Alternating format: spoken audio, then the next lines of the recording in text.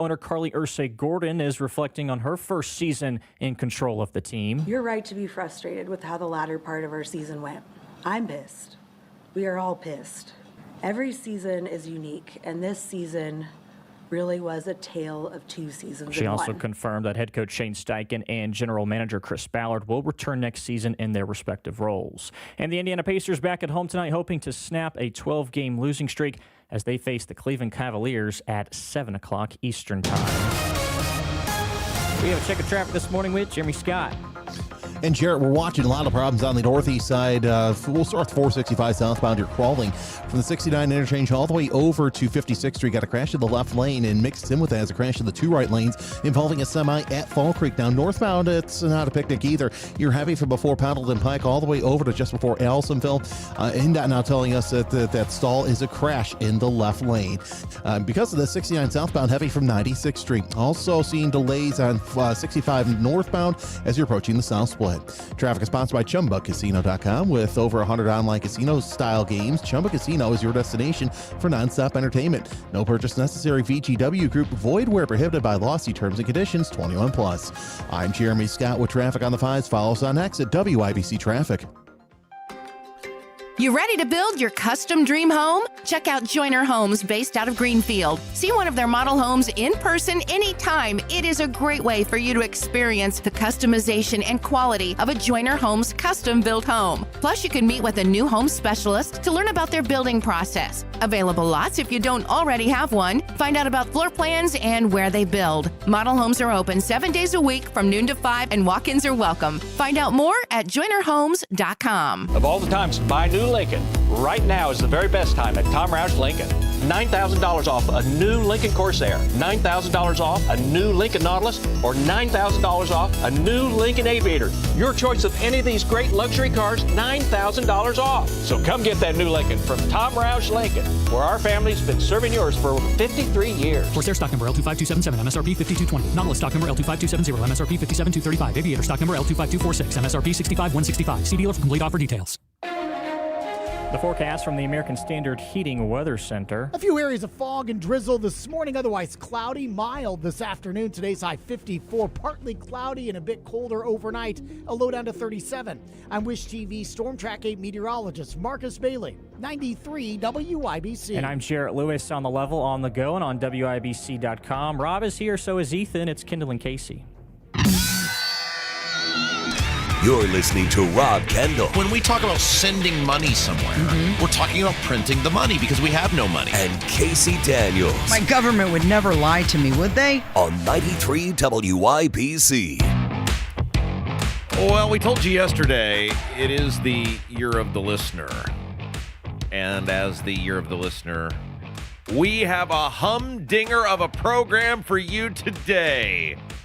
93 WIBC, it is the Kendall and Casey Show. I'm Rob. Casey's out. Ethan Hatcher from Saturday Night on the Circle joins us, and we've got so much to get to with Maduro, Ethan, because that was just a wild day in that New York courtroom.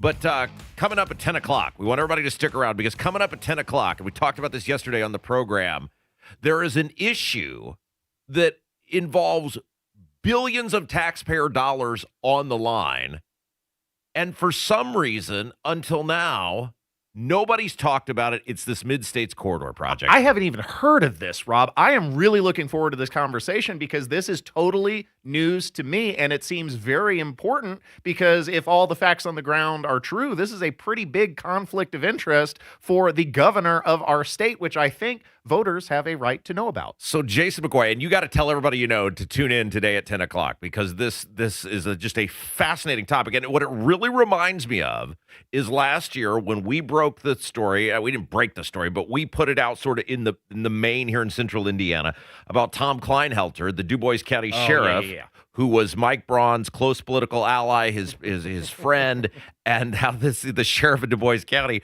who had this 80-page probable cause affidavit put out against him by the Indiana State Police related to misusing commissary money, and then all of a sudden Braun becomes governor of the state of Indiana, and this whole case just disappears, right? This feels like the same thing. So what the Mid-States Corridor is, and this is like such an important issue, and my hope is after today, because Jason McCoy is with the Property Rights Alliance, is going to join us at 10 o'clock, and these guys have been fighting this thing for years now. But what this is it is a multi-billion-dollar plan to build, depends on which estimate you look at, but about 24-ish miles of road that will essentially connect 64 to 69, which will allow the freer flow of distribution, shall we say, from Memphis logistics across the state. Right. And of course, this the heart of this project is going to run through Du Bois County. And in the heart of Du Bois County, which is where Mike Braun is from, you're going to find his distribution company, of which the guy's made $1 gajillion on. Now, you're always on top of things, Rob. How has this story been squashed? If the Property Rights Alliance has been fighting this for years, you'd think they would have been able to spread the word and warn people like Paul Revere. You know, the corridor is coming. The corridor is coming. Well, so and we'll get into all of this with Jason McCoy coming up at 10 o'clock. But it's sort of like the Jamie Knoll thing. I asked the same question about Jamie Knoll, the now disgraced former Clark County sheriff and one of the most powerful Republicans in the state, who's finding himself behind bars and paying back millions in restitution, who was the very close personal friend and political ally of Governor Holcomb. And I think I include us in this, right? When I'm talking about the media, I'm not trying to condemn my friends. I have many friends in the media.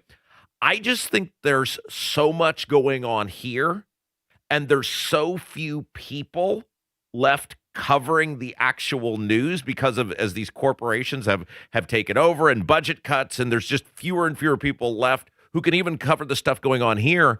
I think in a weird way, if it doesn't happen like in Indianapolis or in the donut counties, I just think it doesn't show up here. And I think these politicians have kind of figured that out. And unless someone like me has 3 weeks off with nothing to do with their time but look into these sorts of things, I just think it doesn't get covered. So this is a monumental story. At least the perception, even if it were all above board, which a lot of people don't think it is, and we'll get into this coming up at 10 o'clock, but even if it was, the perception of conflict of interest when you have a governor who has made $1 gajillion and is filthy, stinking rich off the distribution industry, the logistics industry. And he, it appears, has spent at least the past decade of his life, going all the way back to when he was in the Indiana State House, focused on getting this project done, which is wholly opposed. I mean, you look at this polling that came out of the people down there, they're almost all against it. I mean, it's massively unpopular. And this guy, the governor, former U.S. Senator, former state rep Mike Braun, appears all on board on this project that doesn't have really any support down there. And he would potentially stand to have a massive benefit out of this because of his ability to get business and his ability to run his business and make more money off of it. And I can totally sympathize with why the townies there in southern Indiana would be opposed to this, because they don't want to pave over paradise. They don't want to see their small little rural communities paved over with this massive interstate system, eat up a lot of farmland, and then bring in a lot of extra warehouses and distribution centers and investment that, comes along with that, and take away the small town charm, of which there is surprisingly, it's becoming less and less in Indiana every single day, the more that we continue to build up. All right, so I declared this the year of the listener in 2026. We said we're going to fight for you like never before. We're going to call the bull crap out, and we will start with this Mid-States Corridor. That is my first project of 2026, and we'll get to that later today at 10 o'clock. In the meantime, though, it was a big day in New York. Nicolas Maduro in court for the first time. He started screaming at some guy in the audience. It was a wild day. And one of the things that's fascinating about this, and I did not know this until yesterday, the judge in that case, 92 years old. What? He's 92 years old, the judge in this case. He is like this he's a Clinton appointee, And he's been there, 30 plus years on the federal bench. He is 92 years old, and he is known as being this character who is completely unpredictable. So this is like a major wrench thrown into the whole thing, is what is this wacky judge? Politico had a big expose on the guy. And the big question is, what is he going to do? What sort of rulings is he going to make? What is he going to allow in? Alvin K. Hellerstein is the guy's name. Now, yesterday he appeared pretty much kind of by the book. He didn't do anything outlandish. But now all the question is in this sort of it's not completely unprecedented, but certainly outside of the mainstream, how does this wild card of a judge factor into the whole Maduro trial? Now, Rob, I'm not trying to be insensitive here. I love the elder members of our society in their golden years, but 92 years old, that's around the age we start having serious conversations about maybe taking your license away. Maybe it's no longer safe for you to drive yourself around town, or safe for others for that matter. So the idea that this man is performing as a federal judge in a pretty important case at 92 years old may be cause for concern. I'm not trying to be insensitive. I'm just saying. Look, my old man spent 20 years working for the federal judges. So and I grew up knowing this, like all of these federal judges,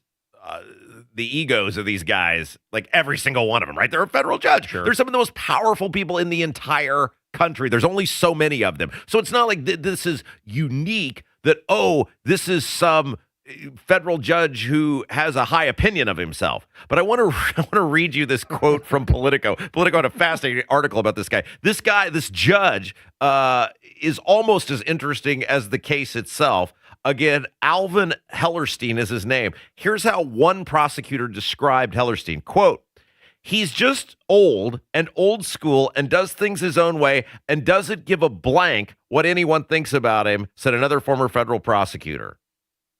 So that's who's gonna oversee the Maduro case. Now, obviously with the being a federal case, there were not cameras allowed in the courtroom, which is the norm. Nothing this judge did yesterday that'd be outside the mainstream on this. But Fox News' Paul Murrow, I believe, was in the courtroom. And he described, and this is what's great about our country, Ethan, and it dates back to the founding of the country and John Adams defending the British, and even the worst amongst us is entitled to a robust defense. And it's amazing when you have someone like Maduro who has no concept of that, who has spent his entire life trying to trample things like free speech and basic human rights. And the idea of a fair trial is totally foreign to someone like this. Listen to this, Paul Murrow from Fox News describing how surprised Maduro appeared that he's going to get all of these things that he has denied his fellow man.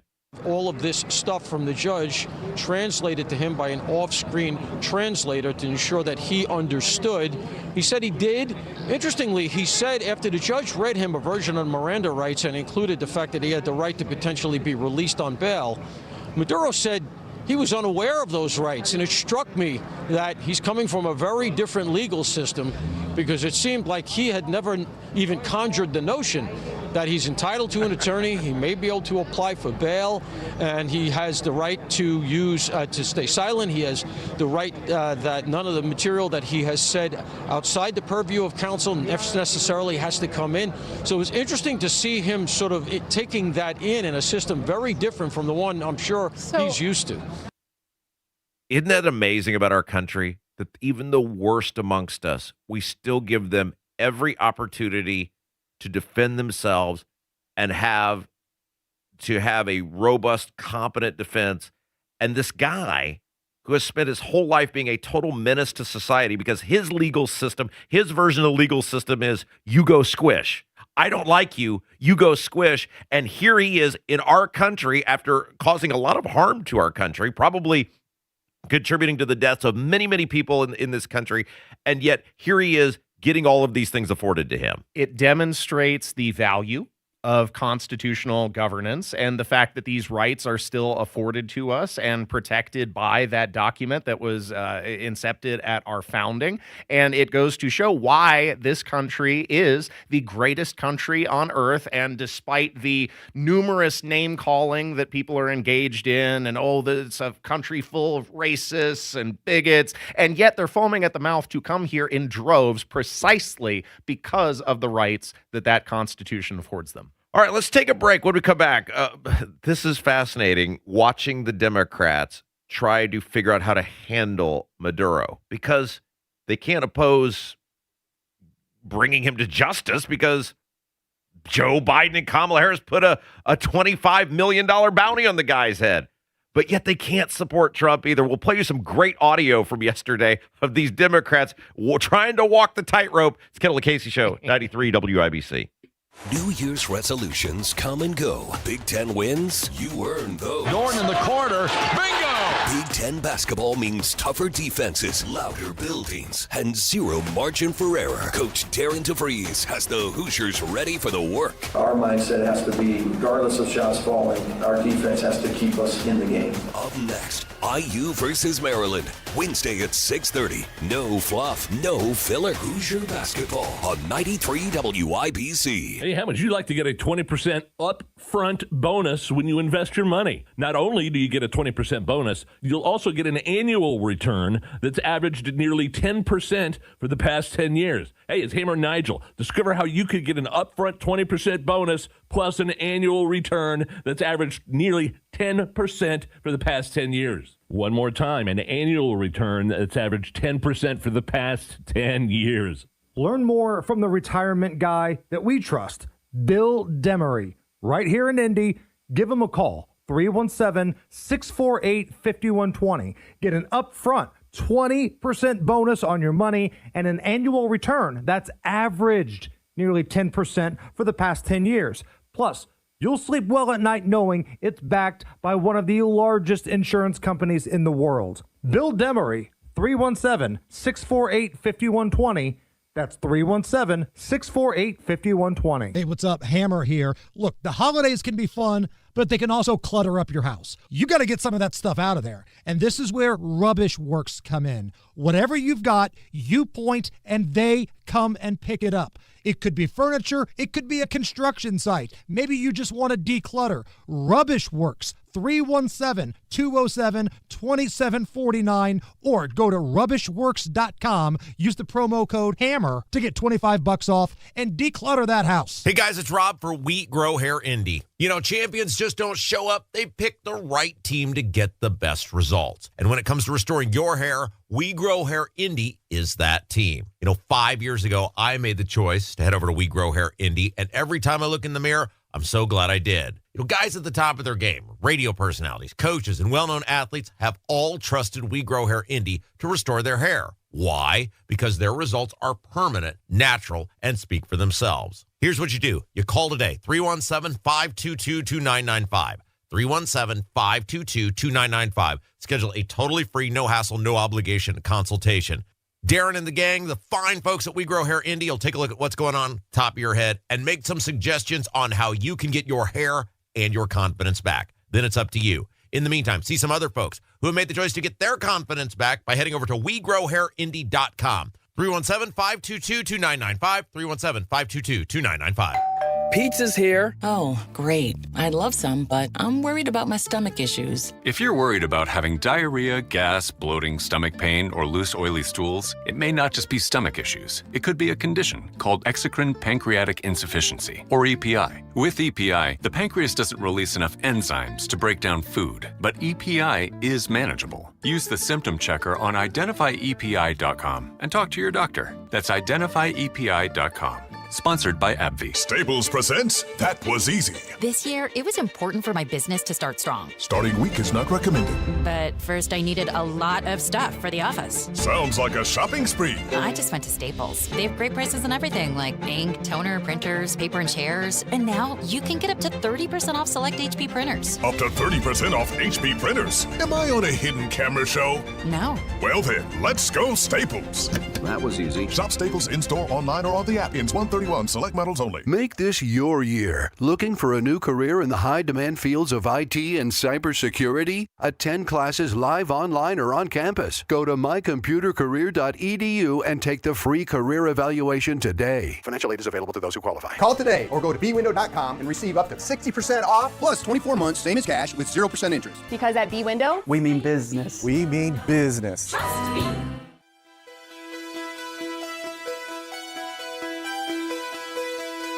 Okay, so the Democrats trying to figure out how to handle all the stuff going on with Maduro is fascinating to me. Ethan, by the way, it's Kendall Casey show. I'm Rob. Casey's out today. Ethan Hatcher from Saturday Night on the Circle in for Casey. This is fascinating to me, Ethan, because they know that they would look just so horrible if they were like, no, I don't think it's good that Maduro got captured. Especially when you factor in that the Democrat president, the previous president who was a Democrat, had a $25 million bounty on the guy's head. So they can't say that. But then they also can't give Trump any credit for anything. So they're trying to figure out, how do we not say, how do we act like we think it's good that Maduro got captured, but yet not give Trump credit for this? I think this is the best part of all this so far, is watching these people make complete idiots out of themselves. Well, they've had to go a complete 180 on things that they were saying just a few years ago. I'm sure you saw the clip of Chuck Schumer saying the fact that Donald Trump didn't go after Maduro in his first term back in 2020 was evidence that he was Putin's puppet. And then now, of course, he has officially gone after Maduro, and they are flip-flopping on the issue because the what they are staking their claim on is Trump opposition. That's all that this is about. It has nothing to do with Maduro. It has everything to do with opposing anything and everything that Trump does, even if it was something that Democrats previously supported, which is what makes all these clips so effing hilarious. Okay, so the first clip, we did a little montage here. This is Maggie Goodlander. She is a U.S. rep from New Hampshire. She was on CNN. Listen to this. Do you think it's a good thing that Maduro is no longer in power? Maduro was a dictator. He is a thug, and he was a grave disservice to the Venezuelan people. But look, here in New Hampshire, we're celebrating today the 250th anniversary of our Constitution. I believe what my state has shown the world is that a government of, by, and for the people themselves is what we should be aiming towards.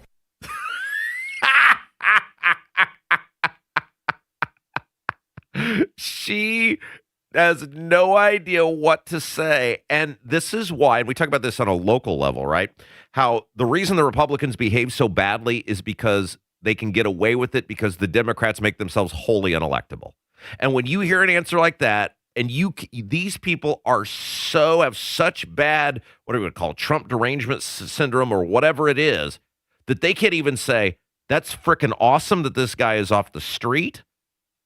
He was a plague and a menace to society. Hopefully he gets the sternest punishment imaginable, and hopefully going forward we'll be able to stop the free flow of drugs into this country. Like, how hard would that be to say? Well, see, I have some mixed thoughts about this, Rob, because absolutely it's good for the Venezuelan people as a whole that Nicolas Maduro is out of power. However, historically, the United States has not done well with regime change in the past, and anytime we stick our nose where it doesn't belong in international affairs, it seems to backfire in spectacular fashion. So while Nicolas Maduro was certainly a problem and the Venezuelan people are better off for not having him there, I'm a little concerned with what the ultimate outcome of this is going to be. Look at Iraq. It did not significantly improve after Saddam Hussein. Look at Libya. It did not significantly improve after Muammar Gaddafi. Ethan, I agree with you, but she's not saying that. She can't even give Trump credit for apprehending this guy. And we talked about this yesterday. It's totally fine, and you're 100% correct to say,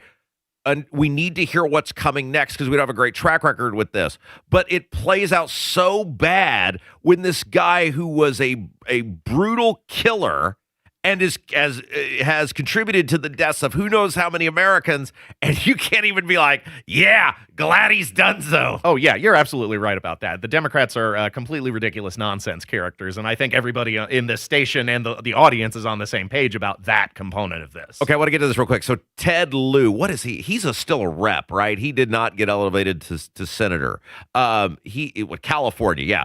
California Representative Ted Lieu. So he heard that, and then he was like, hey, lady from New Hampshire, hold my beer. Now he's trying to say that we're the same as Russia and China. Oh, God. Certainly, this illegal action by the president does also take away the moral argument that the United States had against China and Russia with respect to their aggressive actions towards other places and other countries.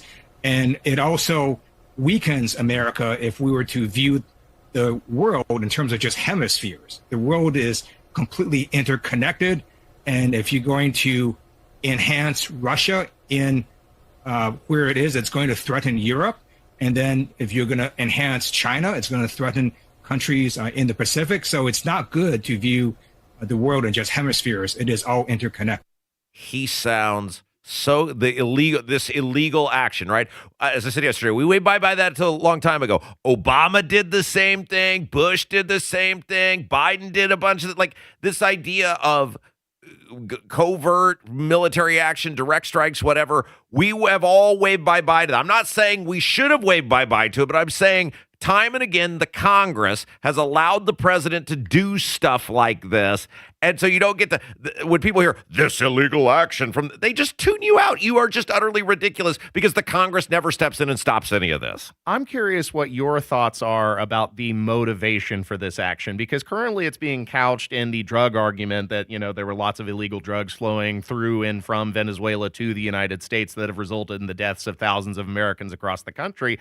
I know that's the rationale that's being offered, but I don't buy it. This seems like a soft power action against China to me. I think it is more about controlling the flow of oil, not to the United States, but to China. Here's the deal I will make you, because Jarrett Lewis is next with the news, and we all know he'll start throwing things and just have an aneurysm if we don't get to the news on time. Let's hold that for next hour. I will answer that question next hour, because when we come back, we have so much Tim Walz stuff. He had a little presser yesterday or a little speech, and boy, it was just glorious, and we can't deny our audience that. Calm down, Jarrett Lewis. You're next with the news. Farnsworth Metal Recycling, a familiar face in Indy. Farnsworth Metal Recycling will pay you cash for your scrap metal. Ray's Demolition and Farnsworth Metal Recycling may seem familiar to you, and that's because they are. They're trusted local family-owned businesses going back 3 generations in Indy with their familiar orange logo and a name you know. But you may not know they'll pay you cash for your scrap metal. Cash is king. Your scrap aluminum, steel, copper, and brass will get you cash from Farnsworth Metal Recycling. Just drop it off and you'll put cash in your pocket. Ray's Demolition and Farnsworth Metal Recycling. Local names you can trust with 2 locations. Farnsworth Metal Recycling, a familiar face in Indy. Get cash for your scrap. Get started at farnsworthmetals.com. Tune in Saturdays 9 to 1 for the Home and Garden Show for advice and fun. Brought to you by Michaelis. Water, storms, fire, and wet basements. Life happens. Michaelis happens to help you through it. At Hendricks, your cancer care is in the details. You have questions, and our dedicated clinicians and expert oncologists will answer them. You have hills to climb, and we are going to climb them. You have dreams, and we're here to help you chase them. You have cancer, and you have all the expertise, the determination, and the kindness of the entire Hendricks team. Backed by Mayo Clinic expertise. It's not just cancer care. It's Teresa Care. Visit hendricks.org/cancer. Guys and ladies, you made New Year's resolutions to get back in shape. Want real results in 2026? Go to Centergen X and Low T Center for a free men's TRT test and $200 off the women's hormone test. GetMyHealthFix.com. If you stopped paying your financial advisor, would they still be your friend? A different look at retirement planning with Greg Ayler. Sunday mornings at 7 on WIBC. The Indy 1500 Gun and Knife Show is this Friday, Saturday, and Sunday at the Indiana State Fairgrounds. For hunting, sporting, and personal protection gear, visit the Indy 1500 Gun and Knife Show. Lose weight or stop smoking with hypnosis, guaranteed or your money back. Only $59.99. Destroy unwanted cravings, late night eating binges, boredom eating, stress eating. Also destroy your desire to smoke without cravings, irritability, or weight gain, or your money back. Hypnosis January 29th at the Holiday Inn Express and Suites in Noblesville. Weight loss of 5:30 p.m., stop smoking at 8. And January 31st at the Holiday Inn Indianapolis Airport. Weight loss 11 a.m., stop smoking at 2. Register at markpatrickseminars.com. Honey, that flu keeping you up? Did you take NyQuil Intense Flu? Nah, I got this. Okay, I don't got this. Yeah, you need NyQuil Intense Flu. Undo your flu with NyQuil Intense Flu. NyQuil Intense Flu provides powerful relief of your flu symptoms so you can sleep. You do got this. NyQuil Intense Flu. The nighttime sniffling, aching fever. Best sleep with the flu. Medicine. Use as directed. Keep out of reach of children. 93 WIBC Mobile News. On the level. On the go.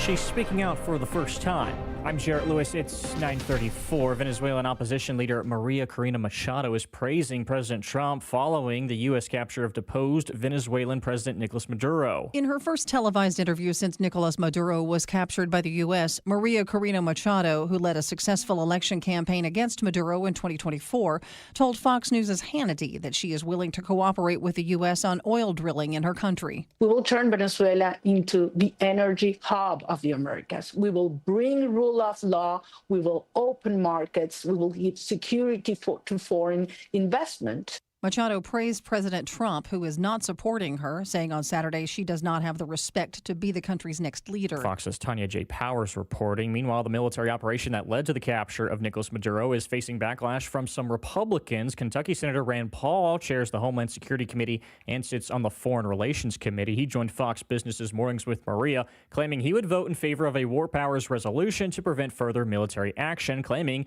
it's what the Founding Fathers would have wanted. They wanted to make it harder to go to war, so they gave the power to declare war to Congress. And I think bombing another nation's capital and removing their president is an act of war. Anybody who argues otherwise, I think, has a very difficult argument. House Speaker Mike Johnson says he does not expect the U.S. to be on the ground in Venezuela and adds that we are not at war. Your opening bell report on 93 WIBC brought to you by Absolute Wealth Management. The Dow is down 67 points, 48,977. The S&P 500 is flat, 6,902, and the NASDAQ up 47 points, 25,401. I'm Jarrett Lewis on the level, on the go, and on WIBC.com. Do you owe $10,000 or more in tax debt? Do not ignore this message. The IRS has more power than any collection agency in America. Often without warning, they can garnish your wages, levy your bank account, place a lien on your home, seize assets like your business, and revoke your passport. Every year, thousands lose their paychecks overnight or have their assets seized because they waited too long. You don't have to face the IRS alone. Call Federated Tax today. We'll connect you with an experienced tax professional who will negotiate with the IRS on your behalf. You may qualify for IRS hardship programs like the Fresh Start Initiative or many other programs that can stop garnishments, stop bank account seizures, reduce or eliminate penalties, and lower your settlement amount. You deserve to maintain your life. Don't let the IRS take it over. Make the call today to Federated Tax, 370-1384. The call and consultation are absolutely free. 800-370-1384. 800-370-1384.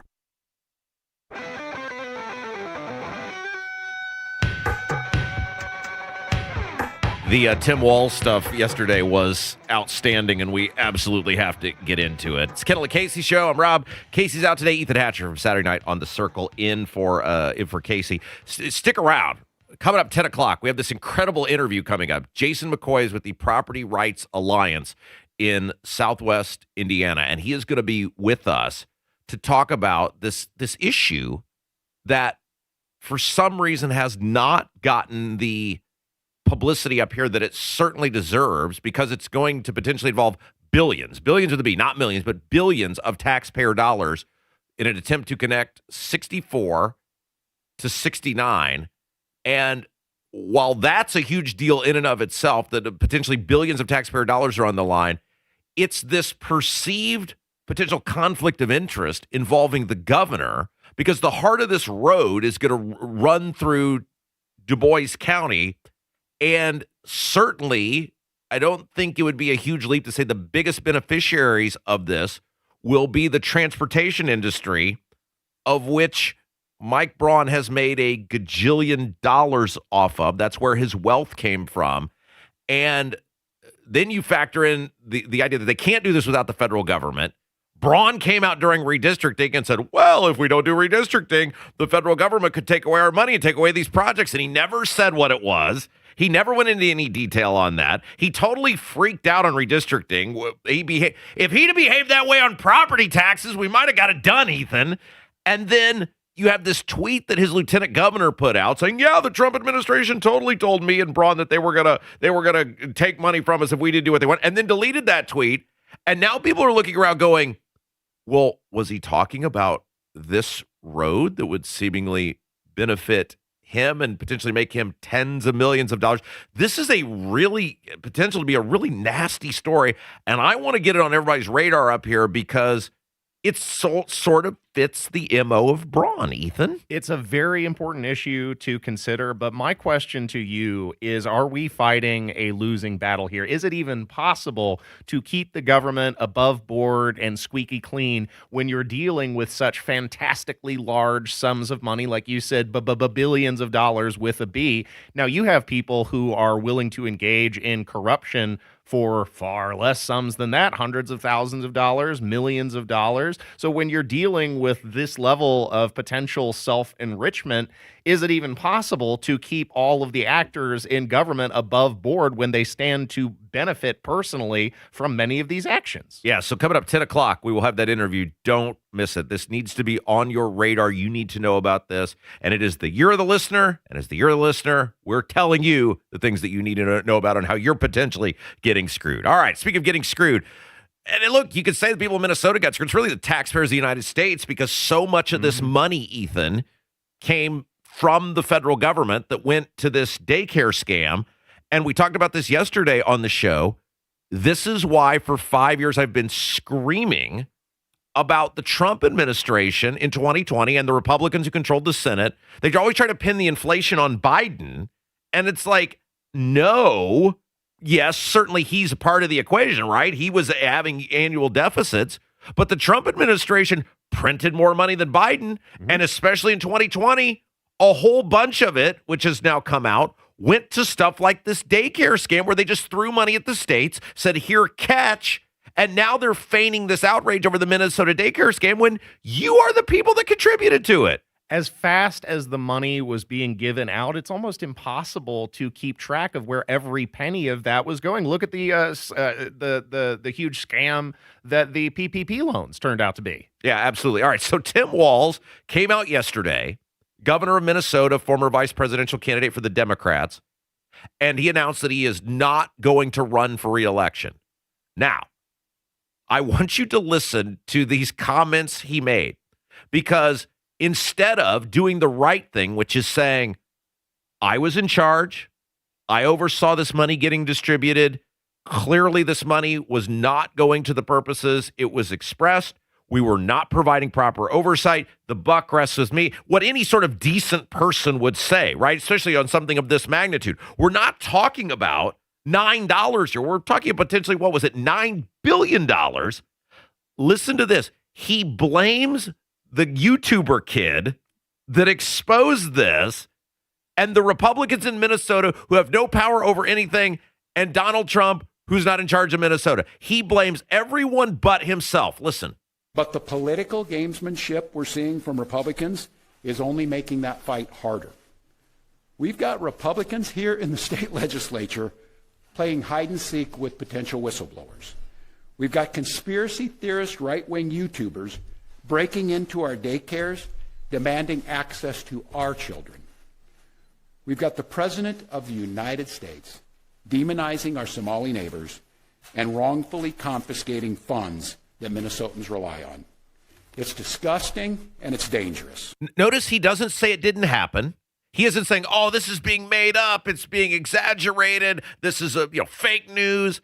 He never denies the thing that the YouTube kid uncovered is happening, but then he proceeds to blame everybody but himself, but the DFL, which is the Democrat Farm and Labor Party, essentially the Democrats who run Minnesota. That's what it's just called in Minnesota. He blames everyone but himself. Well, he's also being dishonest and libelous when he suggests that Nick Shirley was breaking in to these daycare centers. Nick Shirley didn't break into anywhere. In fact, they did everything they could to prevent him from entering and prevent him from finding out more information. And as far as I'm aware, he acted lawfully and within the bounds of what is legally acceptable. Plus, these are supposed to be public buildings, Rob.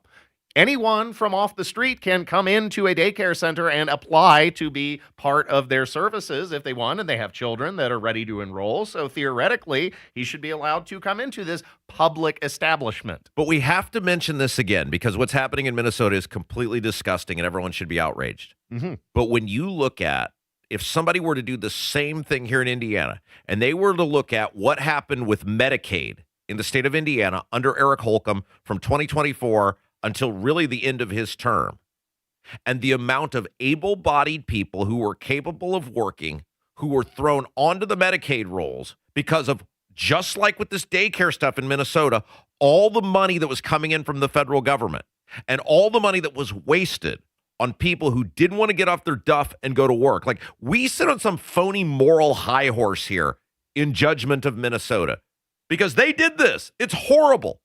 But we have our own stuff here. See the Indiana Economic Development Corporation and the hundreds of millions of dollars that are being exposed that were part of waste, fraud, and abuse, in which people who were controlling the decisions of where the money went were sending that money to companies they were affiliated with. It is disgusting that these Indiana Republicans try to act as though our house is clean. It is not. Now, is it $9 billion like Minnesota? Maybe not. Don't know.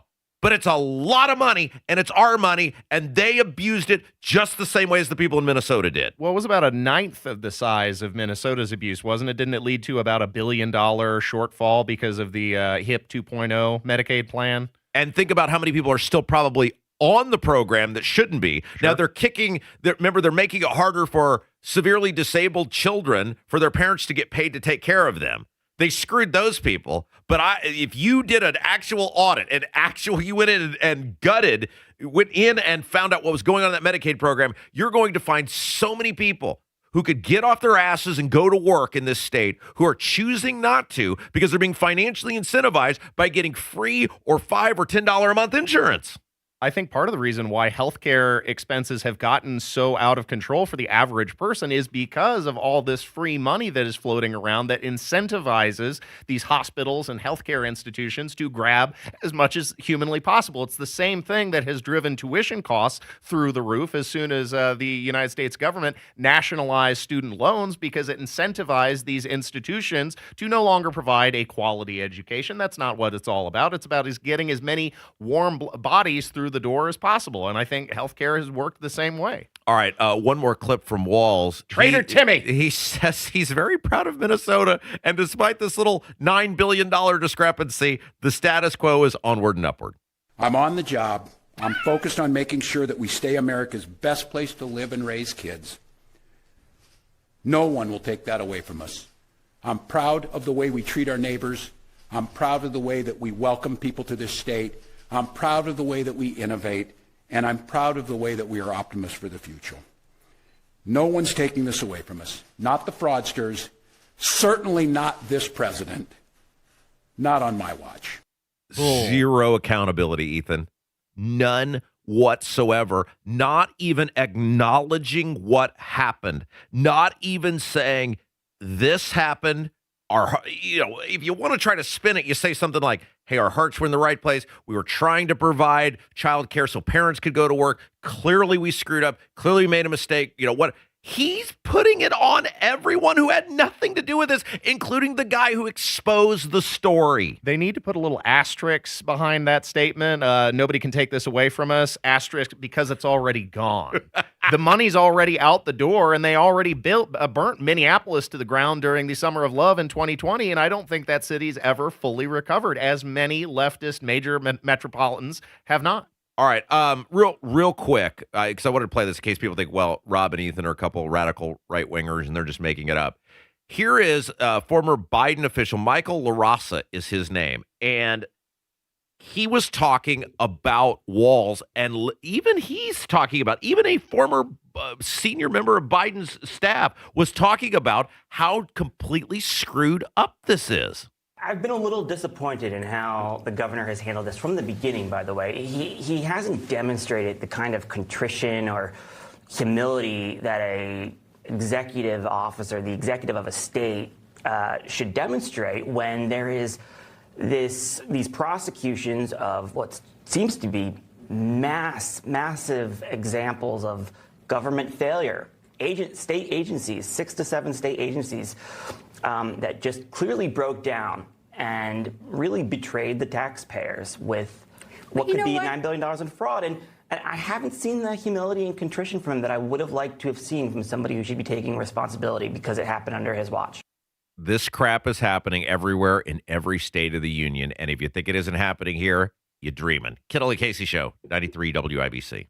Hammer and Nigel Show. We're back at it this afternoon at 3 o'clock. And joining us in studio this afternoon, Governor Mike Braun, 93 WIBC. It's time. You've been putting off that kitchen or bath remodel long enough. What are you waiting for? Get started today with Boer Remodeling. Boer Remodeling customer Kathy had a bath remodel with Boer. Kathy, talk a little bit about your experience. Our experience with Boer has been terrific. The process was so easy and seamless. When we decided to do a larger remodel of our first floor, Boer was the first company we thought of hiring. And were you happy with the results? The results are amazing, and we are so happy with our home and the work that Boer did. Peter is another recent Boer Remodeling customer with a new kitchen. Peter, what was the best part about working with Boer? We especially liked the active participation that we were able to have in selection of stone for the countertops. Really came out beautiful. The cabinets also came out very, very well. The best materials, the most skilled craftsmen in Central Indiana. They'll guide you through the entire process. Start with a free consultation. Talk to Boer Remodeling today. That's BOOHER, BoerRemodeling.com. Hi, this is Denny Smith for Exercise Inc. I've been a client for nearly 20 years, and I can tell you it works. I'm in my 70s now, and I'm doing things on the farm I couldn't even do in my 40s. Lifting, carrying, working without wondering if my body's going to quit on me. That's real strength. That's real results. And I'm not talking about vanity muscles. This is strength that shows up in real life. What makes Exercise Inc. different? The professional coaches, many with over 15 years of experience and a private gym where every workout is guided, efficient, and safe. Here's the best part. It only takes 20 minutes a week. Their training method came out of an osteoporosis research study. Their Simple 9 nutrition program has helped clients lose over 40,000 pounds, and people see real improvements in strength, energy, and health. This isn't a resolution you quit. It's a habit you keep. The consultation's free, and it's worth it. 5 locations: Avon, Brownsburg, Zionsville, and Greenwood. Now in Fishers. Change your life in 20 minutes a week. Go to exerciseinc.com. Serving Indiana means being ready for growing energy demands.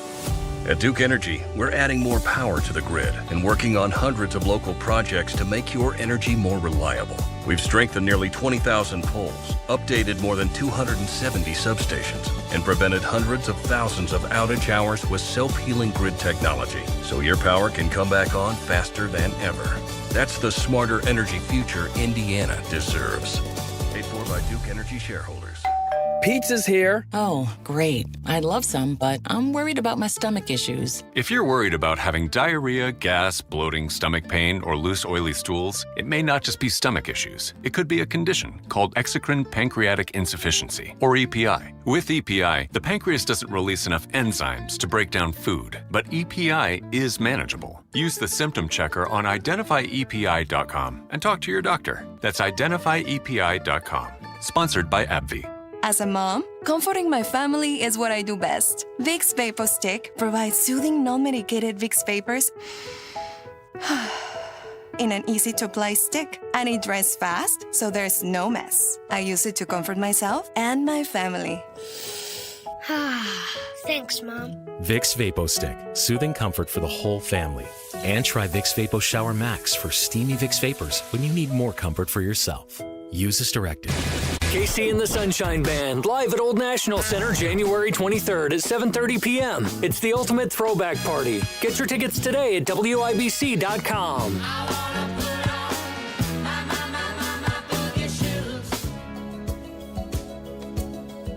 93 WIBC, it's Kendall Casey Show. I'm Rob. Ethan's in for Casey today. Big news coming down yesterday. The board for the Corporation of Public Broadcasting voted to formally dissolve the organization. And this comes after Congress basically wiped out their money. He said, look, there's a gajillion private radio stations in this country. Why are we paying for these people essentially to compete with people who are trying to earn the money the old-fashioned way?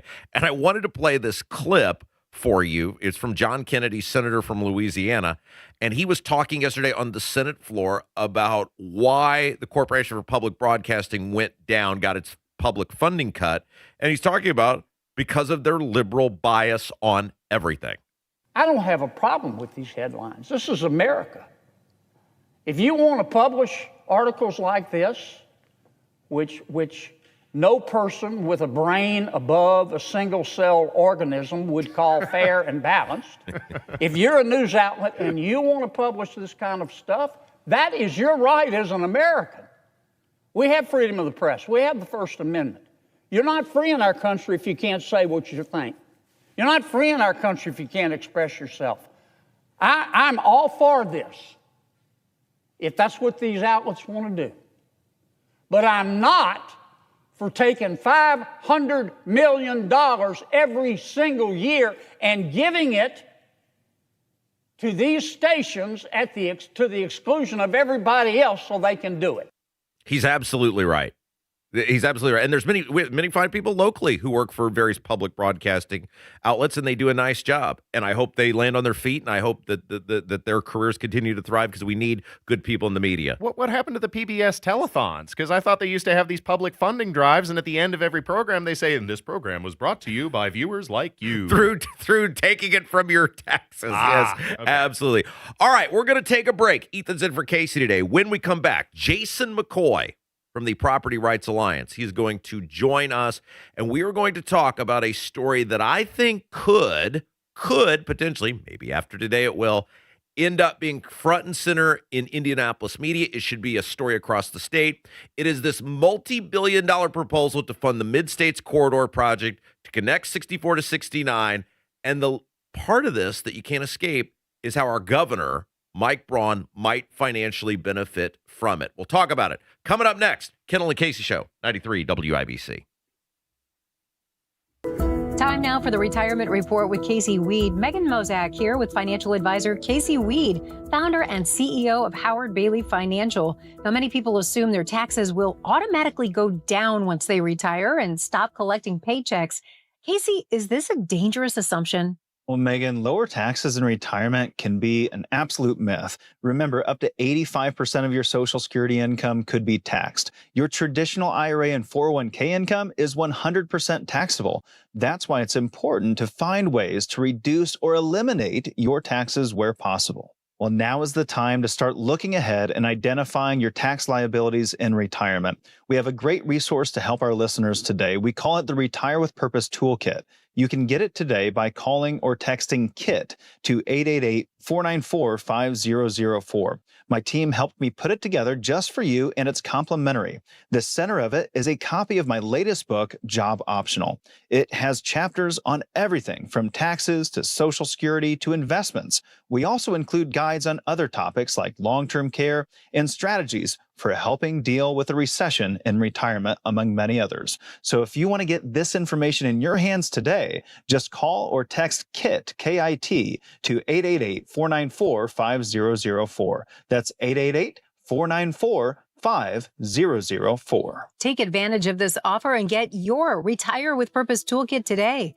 Just text KIT to 888-494-5004. The team at Howard Bailey Financial will get your Retire with Purpose Toolkit to you right away. So just call or text KIT to 888-494-5004. Howard Bailey Securities, LLC is an independent financial services firm and uses a variety of different investment strategies. This is prepared for informational purposes only. It does not address specific investment objectives or the financial situation. Firm does not provide tax services. Pat Sullivan here. Fire emergency? I've had one. If you do, call Michaelis. Owner Richard Michaelis explains why. Michaelis is local and family owned. 39 years of experience with 24/7, 365 response. The Michaelis Corporation is IICRC certified, restoring your home or business to pre-loss condition or better. water. And Michaelis helps you through the insurance process, giving you peace of mind. Water, storms, fire, and mold. Life happens. Michaelis happens to help you through it. Text or call 844-FIX-INDY. You still thinking job change in the new year? Yeah, I need something that's in high demand and more stable in this economy. IT?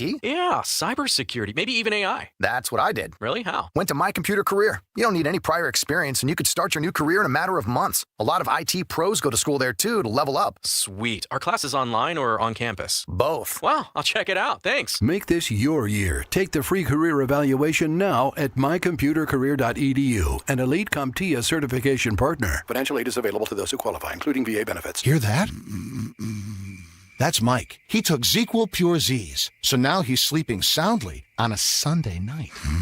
ZQL Pure Z's are fast-acting melatonin gummies with a complementary botanical blend to help Mike get the sleep he needs to wake up refreshed and ready to conquer Monday. Let's do this Monday. ZQL Pure Z's, just for sleep. Really great sleep. These statements have not been evaluated by the Food and Drug Administration. These products are not intended to diagnose, treat, cure, or prevent any disease. Use as directed. Gain insight on how to prepare for a secure retirement. In our younger years, we want as much growth and accumulation as we can muster. Take advantage of a free discovery call, 877-524-2677, 877-524-2677. It's important for you to understand what that's going to look like later on. And tune in to the Absolute Retirement Planning Show with Will Gonzalez, Sundays at 9 a.m. right here on 93 WIBC. Coming up in 2 minutes from the Dugan Air Heating and Cooling Mitsubishi Electric Studios, what kind of plan the FBI says they sniffed out before it possibly took place. More data center discussion, what one Indianapolis council member is saying, and how councilors in Shelbyville voted on annexation plans for a proposal there. Plus, who's helping out with travel plans for Hoosiers wanting to head south this week for the Peach Bowl. You're listening to 93 WIBC, WIBC HD1 Indianapolis. It's 10 o'clock. House Republicans are going into a retreat.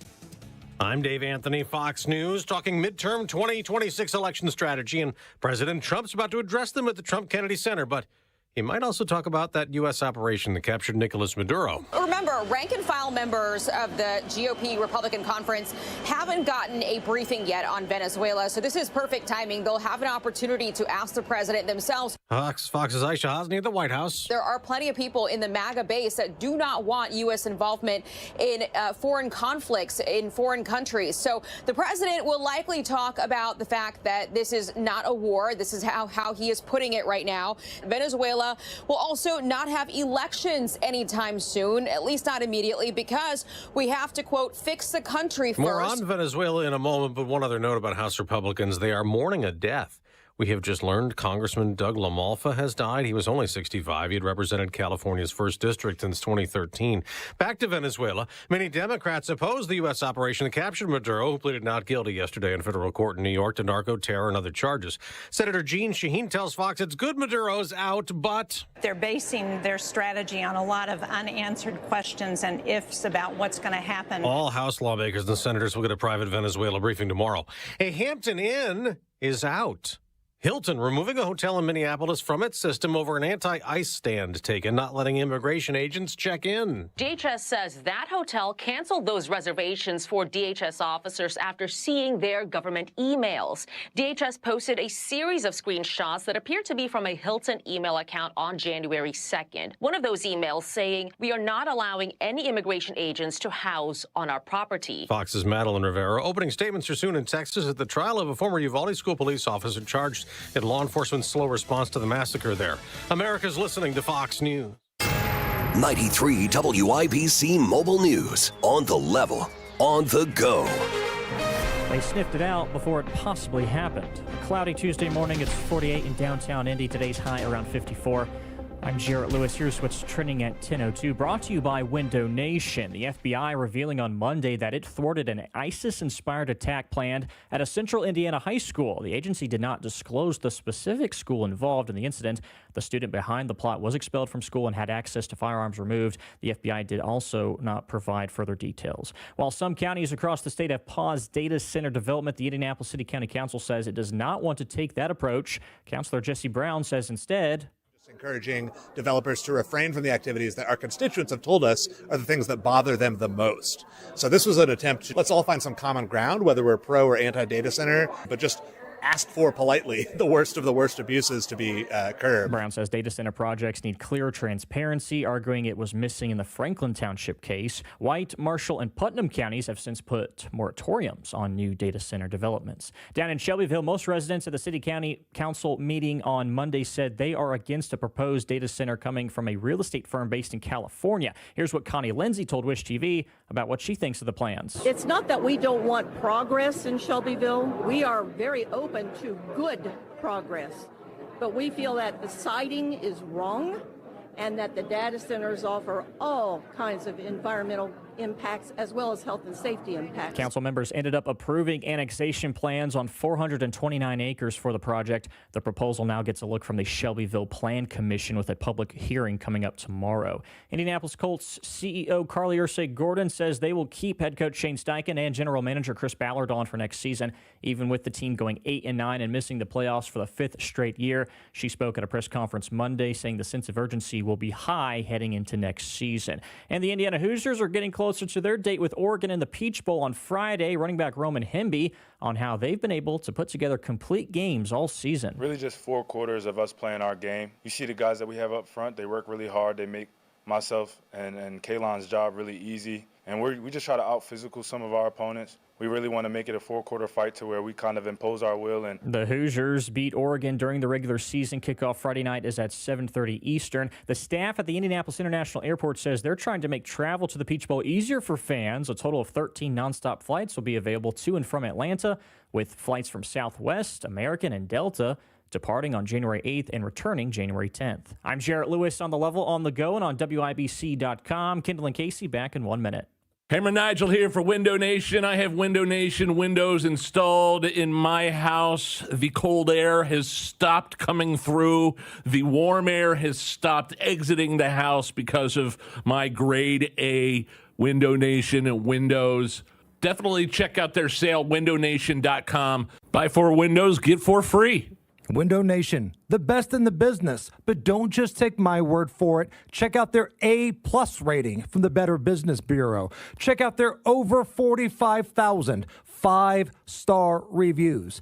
Now that's a big deal because nobody ever leaves 5-star reviews, but Window Nation has over 45,000 of them. Take advantage of this deal right now. Window Nation's buy 4, get 4 windows for free sale. It's going on right now. Schedule your fast and free, that's the key word, free estimate at windownation.com. Tell them Hammer and Nigel sent you. You're listening to Rob Kendall. When we talk about sending money somewhere, we're talking about printing the money because we have no money. And Casey Daniels. My government would never lie to me, would they? On 93 WIBC. We told you 2026 was going to be the year of the listener, the year where we stand up for you, and I can't think of a better project to start with. 93 WIBC, it's Kendall and Casey show. So yesterday, we talked about on the show this poll that came out from Mike Braun's home county, Governor Mike Braun, Du Bois County, that showed him at a staggering 62% of people who live in his home county disapproving of the job he's doing. And I said to myself, and we talked about this yesterday on air, wait a second. This has way more to do than just people being mad about electric bills or property taxes. There's something going on here. So let's get to the bottom of it. We've got a guy, because I think a lot of this centers around this Mid-States Corridor project. Jason McCoy joins us now. Jason is the president of the Property Rights Alliance down in southwestern Indiana. So tell us about this poll, because you were part of the group that approved this poll. Were you surprised to see 62% of the people in Mike Braun's home county disapproving of the job he's doing? Definitely not. No, not at home. No. Why? Well, because 81% of the people in the poll say that they're vehemently opposed to the construction of this road. It's $46 million a mile. NDOT has not been able to articulate a need or a purpose. Other than that, Mike Braun and a couple of his cronies that are in the trucking business, Braun is in the trucking business, want this road. Okay, so when you say this road, and this is what's important, we're talking about, and I got to admit, I was totally at the sleep of the switch on this. I'd heard this mentioned before over the last couple of years. I hadn't paid close attention to it. Then I did. I said, oh my gosh, you're talking about the Mid-States Corridor project. Yes, the Mid-States Corridor. That's what they're calling it now. Back in 2011, one of Mike Braun's friends, Hank Minke, owns OFS Brands and Styline Logistics, started pushing for what he called the 67 exchange or the 67 expansion. This is a road that they were trying to get built for years and years. It would never pass referendum. The public simply wouldn't allow it. And only through the passage of Senate Bill 128 that was penned by Messmer and Braun was the road paved. Okay, so a couple things. When you're talking about the road, you're talking about a road, it's 20 plus miles of road that would essentially try to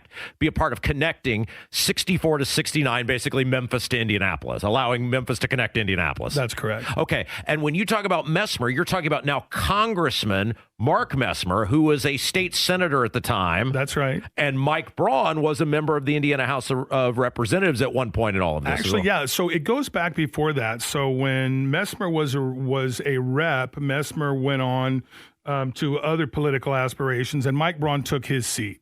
It was at that time, I think maybe around 2017, when they started working together on a pathway forward for this Mid-States Corridor project. Okay, so again, if you're just joining us, Jason McCoy is our guest. He's the president of the Property Rights Alliance in Du Bois County, and they are the folks who put out this poll showing Mike Braun at a disastrous 62% disapproval rating in his home county. And Jason, and many other people feel this way, is saying it relates to Braun's long-time support of this Mid-States Corridor project, this road, very unpopular in Du Bois County. Du Bois County is the heart of this, right? I mean, yeah, absolutely. Although my family owns a farm, 160 acres. I'm fifth generation in Martin County, the next county north of there, and they want this road to go through Martin County also. So why is Braun so in support of this? Because usually politicians, they're just going where the public is. Why is Mike Braun coming out so in support of this project? So it's not as much Mike Braun, in my opinion, being in support of it. I mean, at home in Jasper, the consensus is that this is Mike Braun's road. Mike Braun, no, it is. I'm not being facetious. Mike Braun is in the trucking business, right? He does between Mike Braun and his friend Hank Minke, they do close to $1 billion a year in logistics. They want this road. Okay, so what you're saying is, and so Meyer Transportation is the name. Meyer Distributing. Meyer Distributing. I'm sorry, is the name of the company that Braun owns. He's owned it since the 1980s, according to their website. And look, they're a mega company. They always try to promote Braun as, hey, he's some sort of great local businessman, a mom and pop operation. This is a mega company that would stand to make potentially huge money if this taxpayer funded project went through. Absolutely. Yeah. If you go back to Du Bois County Free Press starting in 2011 and you click on Mid-States Corridor, you can get the entire rundown of the inception of this project. And 2011 was 6 years before Braun and Messmer were able to pass SB 128 that paved the way for this through an RDA.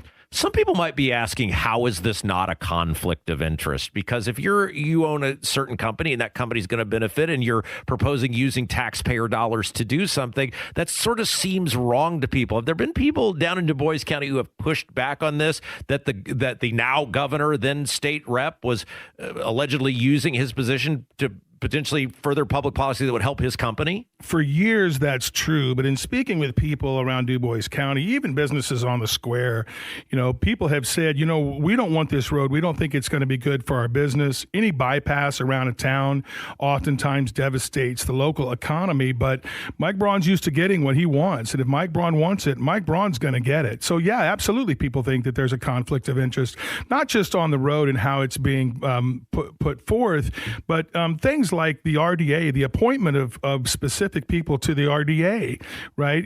Okay, let's stop on that, because, and again, we may end up having to take 2 segments on this because this is such a big issue.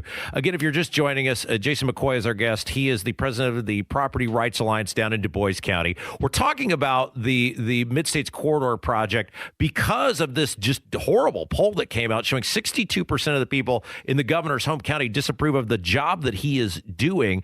And there's so many layers. There's no way we're going to be able to get to this in one day, but maybe we'll try to get to this over a couple of days and spread this out, because this is a huge issue everybody should be paying attention to. So would you say RDA? Tell us what RDA means and why that's a part of this conversation. So regional development authorities came under Pence's administration through Eric Doden. He set these up. It was a good thing. The guy that ran for governor, by the way. He did. Head of the IEDC. He did. Head of the IEDC. In fact, in talking with him, he looked over this particular RDA down here in Jasper, and one of his comments was, "This isn't quite what I had in mind. This seems like something different than what I, constructed under Pence's administration." So the RDA allows for several things. Eminent domain. They have the power. These are not elected officials that sit on the board of directors of the RDA. They are not. They don't answer to anyone. They have eminent domain powers. It's this entire process. One of the reasons that people are so taken aback by this and suspicious is that there hasn't been too much transparency with regard to this. Again. Just tuning in, our conversation today with Jason McCoy is with the Property Rights Alliance down in Du Bois County. We're talking about their objection to the Mid-States Corridor project. So is it, because you guys did polling on more than just Braun, that's sort of the sizzle, right? Everybody's talking about, look at how poorly Braun's doing in his home county. But you guys actually polled on this project down there to say, okay, let's find out how the people are feeling. And can you tell us about how the results shook out on the Mid-States Corridor project from the people of Du Bois County? Well, we can. One of the things I'll tell you, though, Rob, before I answer that is when we talk to some of our local elected officials, the mayor, for instance, in one conversation with the mayor, he said, "Well, I think people are for this." I encouraged Dean von der Heide, get a poll. The mayor of Jasper. Jasper. Okay. Get a poll, Dean. If you think so many people are for this, get a poll. And Dean chuckled and said, "Oh, well, I'm not interested in doing that." And so we have encouraged the county to do their own poll. There are many ways in which the county or the city could do their own poll. They weren't interested in that. And so we commissioned our own poll. And the results said what? 81% of Du Bois County residents are vehemently opposed to the Mid-States Corridor. Not just opposed, but vehemently opposed. 74% of voters polled in Jasper said that they would be unlikely to reelect any public official who voted for the Mid-States Corridor. And I think another maybe 80+% said that they want to know who is in favor of the Mid-States Corridor and who's not. Now, you mentioned the mayor of Jasper. That's very interesting because you said he is a big proponent of this. His resignation was just announced, correct? Today, yes. Did he say why he's resigning? He did. I have a great deal of respect for the mayor. I consider Mayor von der Heide a personal friend. But we know that Braun has told him point blank, you need to get your city council in line. We're losing our grip on the Mid-States Corridor in our own home county. You need to get your city council in line. And probably 2 weeks ago, I think when the poll came out, it was, I believe, the president of the city council who announced the results of the poll and renounced his support for the project. Okay, let's take a quick break. If you're just joining us, our guest, Jason McCoy, he's the president of the Property Rights Alliance down in Southwest Indiana. We're talking about this poll that came out that showed people in Du Bois County, Mike Braun's home county, they are angry. 62% of the people disapproving of the job he's doing, and a lot of it relates to his support of the Mid-States Corridor project. We've got a lot more to get to. Stick around. It's Kendall Casey Show, 93 WIBC. Thompson Furniture and Mattress in Columbus. 2026 marks our 99th year in business, and we are going to make it the best year yet, and we're starting out with a bang. Now through Monday, we guarantee you the lowest price on every sectional, recliner, mattress, sofas, and more, including Lazy Boy and Tempur-Pedic, plus free delivery, interest-free financing, and cash discounts. Hurry, sale ends Monday only at Thompson Furniture and Mattress in Columbus. Hey guys, it's Rob for Wheat Grow Hair Indy. You know, champions just don't show up. They pick the right team to get the best results. And when it comes to restoring your hair, We Grow Hair Indy is that team. You know, 5 years ago, I made the choice to head over to We Grow Hair Indy. And every time I look in the mirror, I'm so glad I did. You know, guys at the top of their game, radio personalities, coaches, and well-known athletes have all trusted We Grow Hair Indy to restore their hair. Why? Because their results are permanent, natural, and speak for themselves. Here's what you do. You call today, 317-522-2995. 317-522-2995. Schedule a totally free, no hassle, no obligation consultation.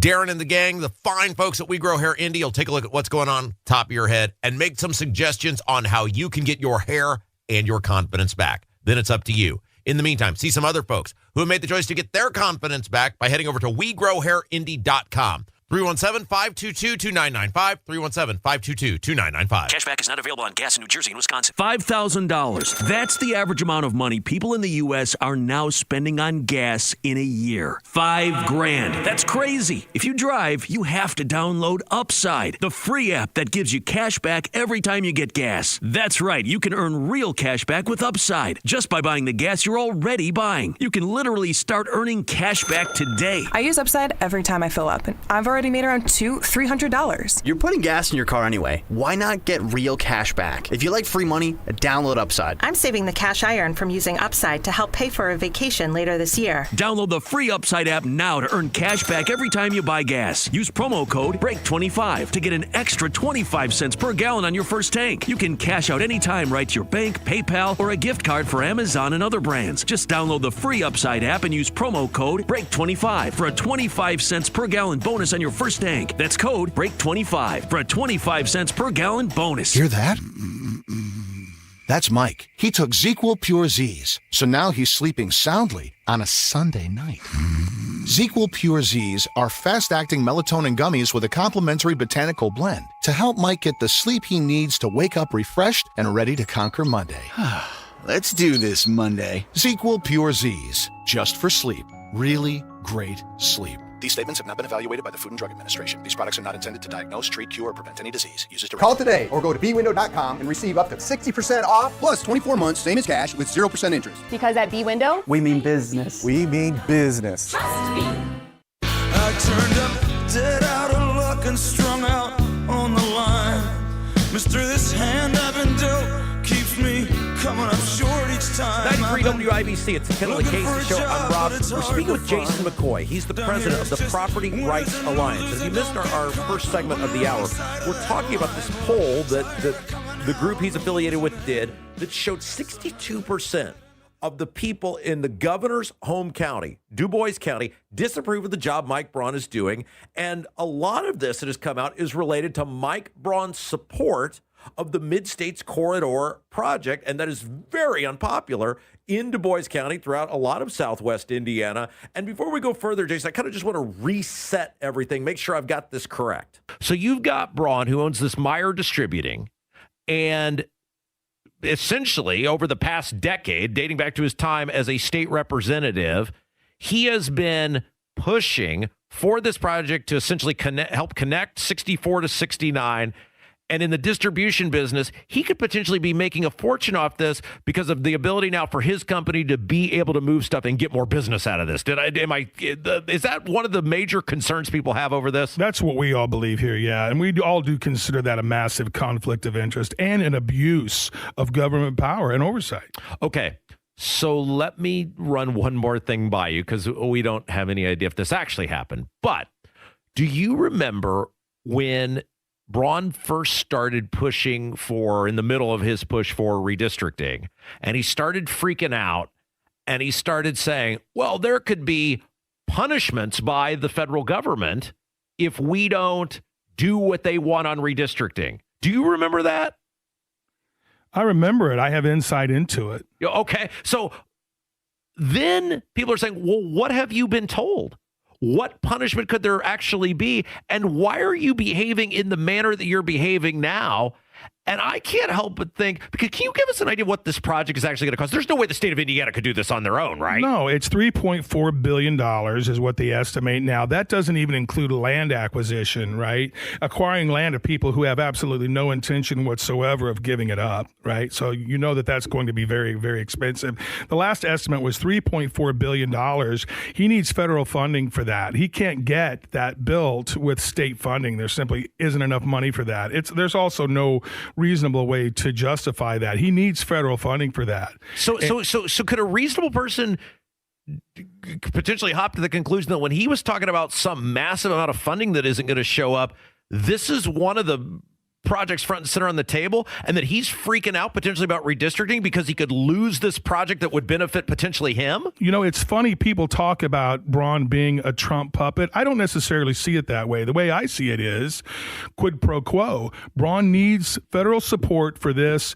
Trump wanted redistricting. It was Braun's job, in my opinion, to deliver Trump's redistricting mandate, and it's Trump's job then to help fund this road. Now, look, it doesn't mean that's what's happening. You have studied this. You have an opinion on it. Braun may have another reason. Go, no, look, it was this project over here that we're going to potentially use. I do think it's interesting, though, that his lieutenant governor, Micah Beckwith, puts out a tweet confirming that. They said, oh, yeah, Braun told the Trump administration told us this. He told me, he told Braun. And then he deletes the tweet. Somebody made him take that tweet down. Yeah, I agree with that. I see that connection. Okay, a couple minutes left here with Jason McCoy with the Property Rights Alliance. We're talking about this Mid-States Corridor project and just how load that is down in southwestern Indiana, and yet now the Braun administration, previous Holcomb administration before that, steamrolling ahead. Do you guys have any support inside the General Assembly? Do you have any allies in there? Anybody fighting for you guys? Or is it as usual? It's like it's Kendall and Casey and you guys against the world. Well, it's very important that you've allowed us to come and be on your show and to help apprise other Hoosiers about what's going on here. Yeah, there are people starting to pay attention right now. I will tell you that the redistricting issue has helped some. Many people have said, well, we don't quite understand why Braun keeps hopping from seat to seat. To us down home, we all completely understand it. It's no mystery to us. And is it your belief then that like the whole political career of Braun has been about this Mid-States Corridor project? That is the general consensus among the majority of Du Bois County residents. Holy smokes, that is like the Senate, everything, the run for governor, all of that. People believe that? Connect the dots, do the math, take a look at it. Why do you give up a U.S. Senate seat to become governor? You know, Braun's friend, I think Ubalor, was appointed to INDOT commissioner. They want this road. They need this road badly. Again, I will encourage you to go to Du Bois County Free Press, start Mid-States Corridor 2011. I think the first article is 12/13/2011. Read. It all starts to make sense when you dig deep and you look. I'm no conspiracy theorist, but we see this every single day. And they can't, and is your belief, you guys have studied this with the Property Rights Alliance, it's your belief they cannot do this without huge help, not just on the money side, but with paperwork and permitting from the federal government? It's not just paperwork and permitting. Senate Bill 128 opened up the door for this bastardized version of Eric Doden's RDA program.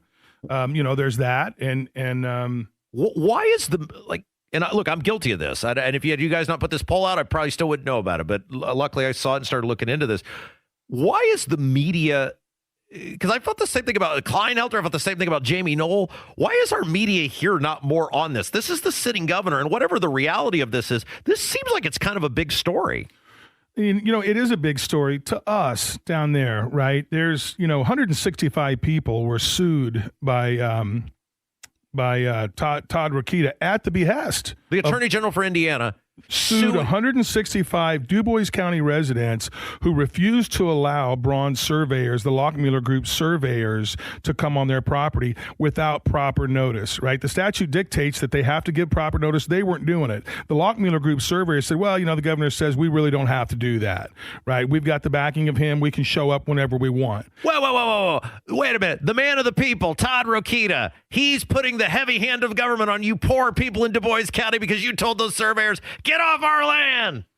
When these people called Tom Kleinhelter, the sheriff, and asked for Tom to come out and trespass these people, Tom did. And Todd Rokita called Tom Kleinhelter and said, don't show up out there anymore, right? If you show up out there again to support these people, we're going to sue you.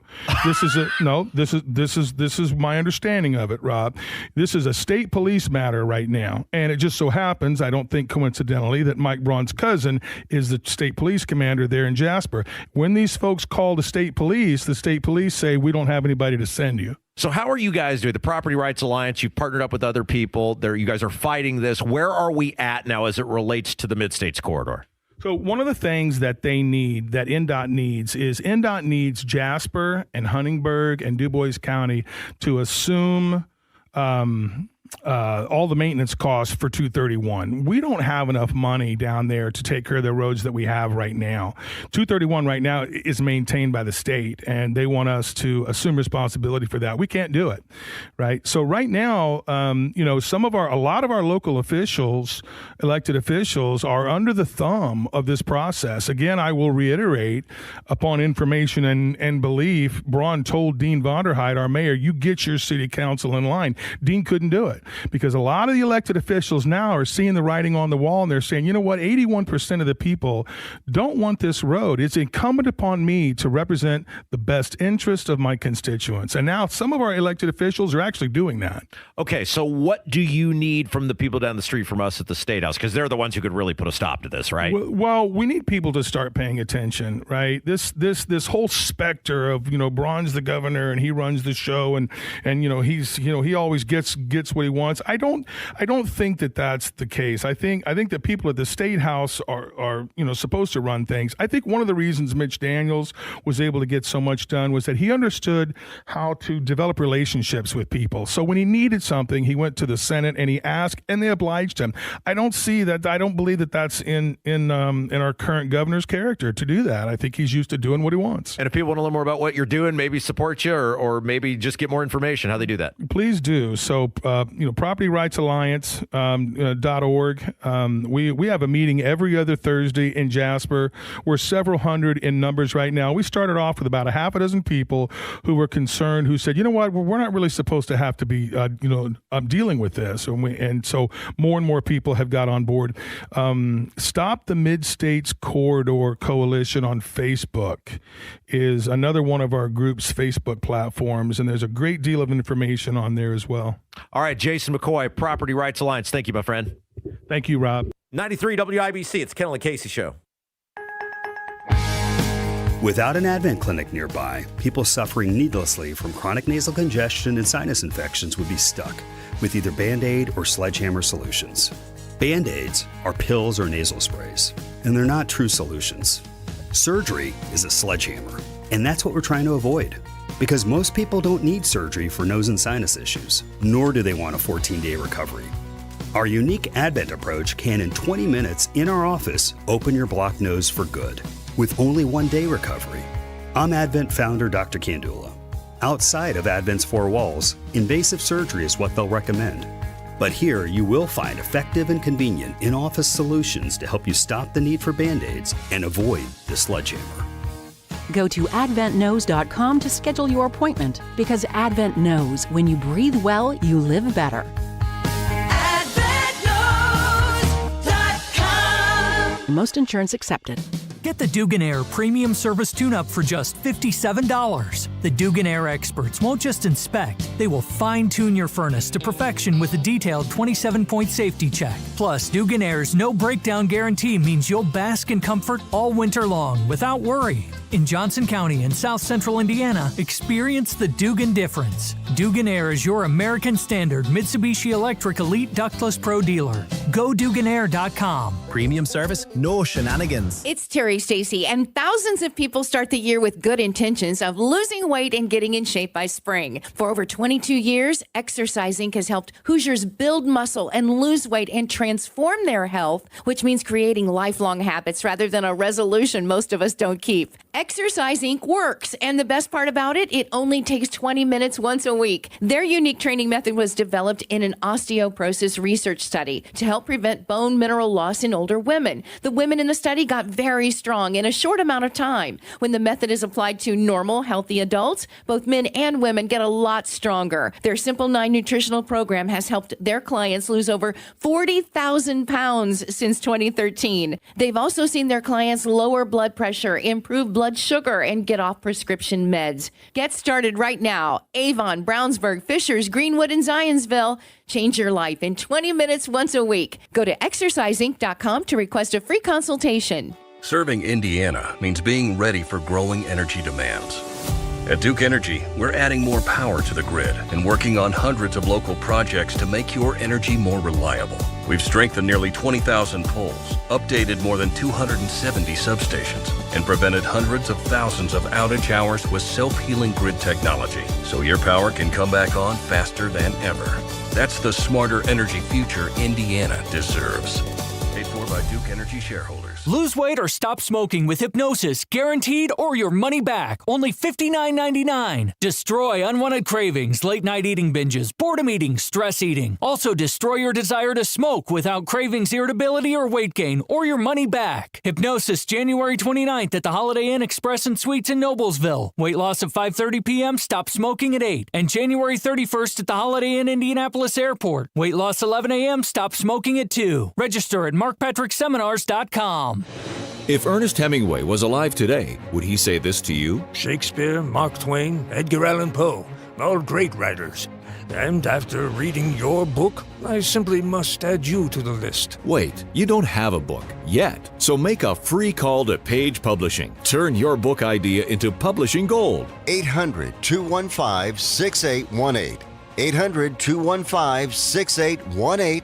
That's 800-215-6818. Call today or go to bwindow.com and receive up to 60% off plus 24 months same as cash with 0% interest. Because at B-Window, We mean business. We mean business. You've worked hard to save for retirement. Is your financial advisor working just as hard? Find out with Greg Ayler. Sunday mornings at 7 on WIBC. 93 WIBC Mobile News. On the level, on the go.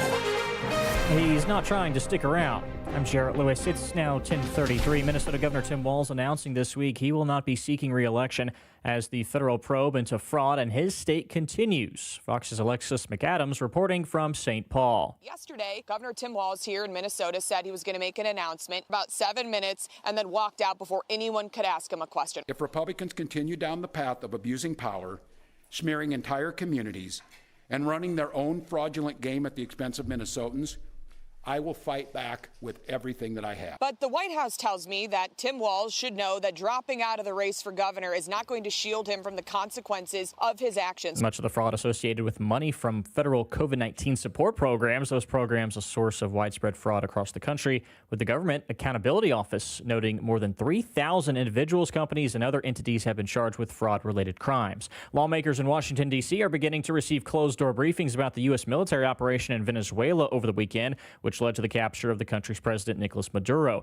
Democratic New Hampshire Senator Jean Shaheen praised the work of the U.S. military for removing Maduro and says she believes Venezuela is better off without him in charge. What's happened is that we've changed one authoritarian leader in Maduro for another in his vice president. Hopefully, we're going to see a path to democratic elections at some point. President Trump has said the U.S. would temporarily take control of the country until a peaceful and judicious transfer of power can take place. He also said the U.S. intends to take Venezuela's oil. The Trump administration is doubling down, too, on its demands for Greenland following the capture of Maduro. President Trump says it's about national security. I'm Jarrett Lewis on the level, on the go, and on WIBC.com.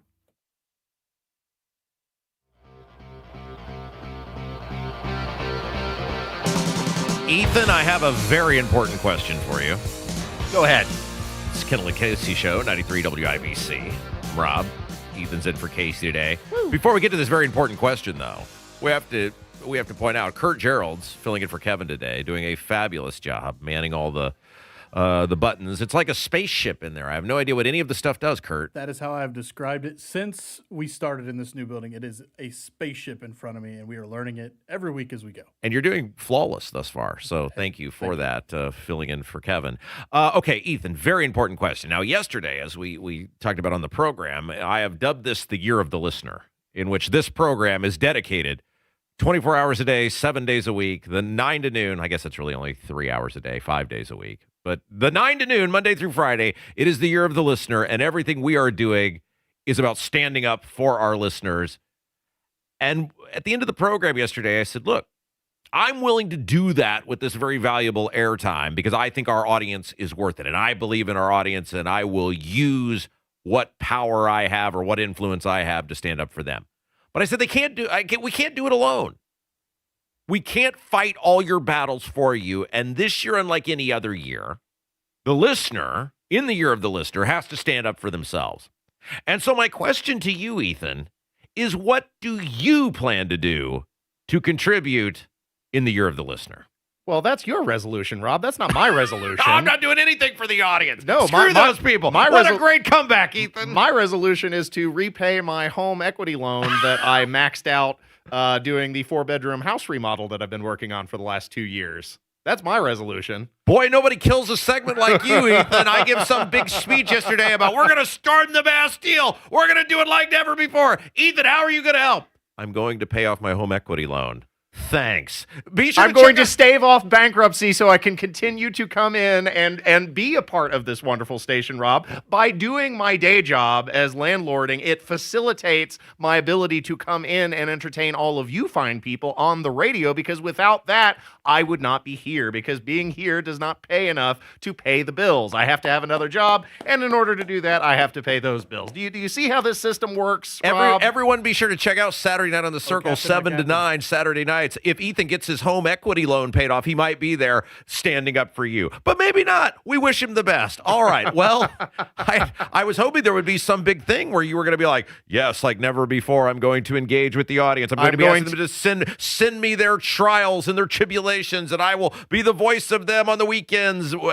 I'm going to continue advocating for a Hatcher weekday show to take shape in some form or another that will entertain you on a daily basis, hopefully. Oh, my gosh, everything is about you. Well, okay, segment killer. In the meantime... That's what a New Year's resolution is all about. It's about you, not about what you're doing for the public. I mean, it can be. That's your resolution. It's not my resolution. Don't drag me into this. The window in the state of Indiana to run for public office, I believe it opens tomorrow, and you have basically, I think it is a month, various offices you're going to run for. And we said, look, maybe you're not a person who wants to run for public office. Maybe that's not your thing. But you certainly can dedicate your time to helping people who are running for public office, helping run a campaign, serving as a treasurer, knocking on doors, putting out yard signs. Whatever it is, you need to do something this year, especially in an election year, to get involved to try and make a difference. And this is the filing deadline really open tomorrow? I think tomorrow is January 7th is the day where you can go down and file for whatever public office you desire to hold. I was planning to run for delegate because nothing would delight me more than being able to vote against slimy Diego Morales and meaningless Micah Beckwith at the convention. Well, you won't get Micah for another 2 years. No, but I'll be ready to go. Yeah, you would get Diego. But anyway, one of the things that I hear from people is they say, well, when people ponder running for public office or getting involved in the process, they say, well, what's the point? The system's rigged. It's too much to overcome. I can't do it. And I say, it is if you believe it is. And there are so many things that people can do if they just believed in themselves or believe in their candidates or believe in the idea of making a difference. That, look, it is hard to beat the system. It is hard to beat the establishment. They have that power for a reason. But you've got two options.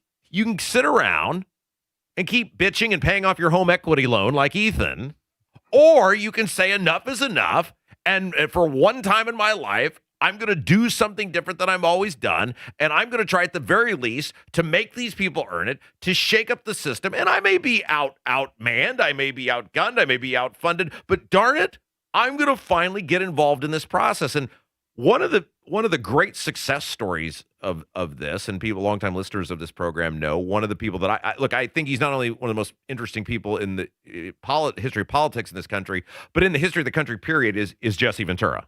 And of course, I think when you factor in the guy was a Navy SEAL, he's a frogman. He was a decorated member of the military. He then went on to become this superstar in the world of professional wrestling. He then becomes the governor of Minnesota. Yeah, I was about to say governor of Minnesota. What did Minnesota do to go from Jesse Ventura to Timmy Walls? And Jesse Ventura ran on the idea that the government was collecting too much money. They weren't spending it responsibly. It needed to go back to the people. And look, I just think the Jesse Ventura. And I feel the same way about Donald Trump. I think Donald Trump, whether you like his politics or not, one of the most interesting people who has ever lived in the history of this country. I put Jesse Ventura in the same boat. But I mention all of this because he ran as a guy who was dramatically outfunded by the Democrats and Republicans. He ran as a third party. He ran as a guy who essentially had everything working against him other than people knew who he was. And with almost no money, he went and won the governorship of the state of Minnesota. And years ago, he gave an interview with a guy named Graham Benzinger, and they talked about it was, I believe, an hour-long interview. They talked about, his acting career and politics and wrestling and all of this stuff. But one of the things they talked with him about was, how did he overcome all the odds? How did he become governor with everything working against him? And I, to this day, think it's pretty good advice. He said, I just took my argument to the people, and I told the truth. And when people see somebody who's not bullcrapping them, maybe they'll listen. The IRRB, I didn't know what, I says, I don't even know what it is. But I said, if it's important, I'll learn about it. The crowd erupted in applause and cheering because they saw someone who wasn't bullshitting them. They saw someone who got up. Did you know I never used a prepared speech my entire run for governor? I didn't have speech writers. I didn't have what do they call it, spin doctors. We didn't even do polling. We didn't bother. We didn't have the money to do any of that. How many first-time voters came out that election? A lot. And that was largely the difference, too, wasn't it? That's how come if I run for president, if they let me in the debates, I'd win that too. Bold talk, isn't it? Here's why. Hear me out. The last national election, 64%, a clear majority of the American people didn't bother to vote. They're all my potential customers and voters. Okay, when you cut through, that's Jesse the Body Ventura, when you cut through the bravado and the bluster, and he makes a very valid point, though, Ethan, which is people crave authenticity. In every facet of our society now, people believe that they're just being presented a prepared product, whether it's what they see on their television, what they see on the internet, what they see from their politicians. They believe everything is scripted, and people are so afraid to be themselves. And if you're thinking about running for public office or getting involved in this process, one, you should. Everybody should do it at least at one point in their life. But if you are willing to just be yourself, don't say what you think people want to hear. Say what you actually think. Be honest with people. People crave authenticity. Do you know how many times people have written my obituary on this radio station, on my political career when I had one before that? Daily. Every day. And here we are. We're number one, right? Because we are authentic. And whether people like us or don't, they agree with us or they don't, they know they're getting the truth from us on this radio show. You don't have to have the most money. You don't have to have the best campaign strategy. You just got to want it more than the next guy. And he makes a great point about how so many people don't engage. They don't even vote because they don't feel like they have anything to believe in. And there's so many people out there who you could get to vote for you if you just got to them. If you just believed, if I can reach people and I will talk to them, the people will show up to vote. I believed in that and I won. I find it so fascinating how people talk about every single thing that's against them, and they just ignore the things that could potentially be working for them if they just put the effort in. A sprinkling of theatrical bravado goes a long way. It obviously served Jesse Ventura well. It served you well. It served Donald Trump well. I think there's an element to be spoken for there. All right, let's take a break. When we come back, we got to play this clip of this chick from New York. She is part of the Mamdani administration. And if you're a white person, you might be about to lose your house. It's Kendall Casey Show, 93 WIBC. Greetings from R&R Agency, your Indiana health insurance pros, and a sincere thank you to our loyal customers for helping us to another record year. We recently saved a 62-year-old retiring couple over $800 monthly when compared to their COBRA offerings. We recently saved a family of 4 over $400 monthly when compared to their $7,500 deductible program on the ACA, and you know, that's still Obamacare. We recently saved a small 4-man manufacturing company over $1,000 monthly and gave them better coverage. We feature coverages guaranteed to age 65, low out-of-pocket expenses, the largest networks in the country, and you can sign up anytime. If you are retiring early, self-employed, or need coverage for your small group, call us at 317-563-0868 or go to rragency.org. If you don't call us, we can't help you. What are you going to lose? Call us 317-563-0868 or go to rragency.org. As always, God bless America, common sense government, and peace through strict. Of all the times to buy a new Lincoln, right now is the very best time at Tom Roush Lincoln. $9,000 off a new Lincoln Corsair, $9,000 off a new Lincoln Nautilus, or $9,000 off a new Lincoln Aviator. Your choice of any of these great luxury cars, $9,000 off. So come get that new Lincoln from Tom Roush Lincoln, where our family's been serving yours for over 53 years. Corsair stock number L25277, MSRP 5220. Nautilus stock number L25270, MSRP 57235. Aviator stock number L25246, MSRP 65165. See dealer for complete offer details. Dan owed an unbelievable amount of money to the IRS. I got behind on my taxes. It's a horrible feeling. He was in denial. And when I got those letters from the IRS, you wanted to act like they didn't exist. Finally, Dan turned to Optima Tax Relief, the leading tax resolution firm. A-plus rated by the Better Business Bureau, they've resolved over $1 billion for their clients. Optima got me a settlement with the IRS. These people are really people-friendly. It was every bit of a new lease on life for me. The fast action and the great results made Dan's head spin. I felt like I was in a dream, but it's real, and I have paperwork to prove it. They got the job done, and life is good. For tax help you can trust, call Optima now for a free consultation. If you're worried about what's going to happen with the IRS, stop worrying. Make the call now. Call 800-598-4799. 800-598-4799. 800-598-4799. Optima Tax Relief. Testimonial from an actual client. Some restrictions apply. For complete details, please visit OptimaTaxRelief.com.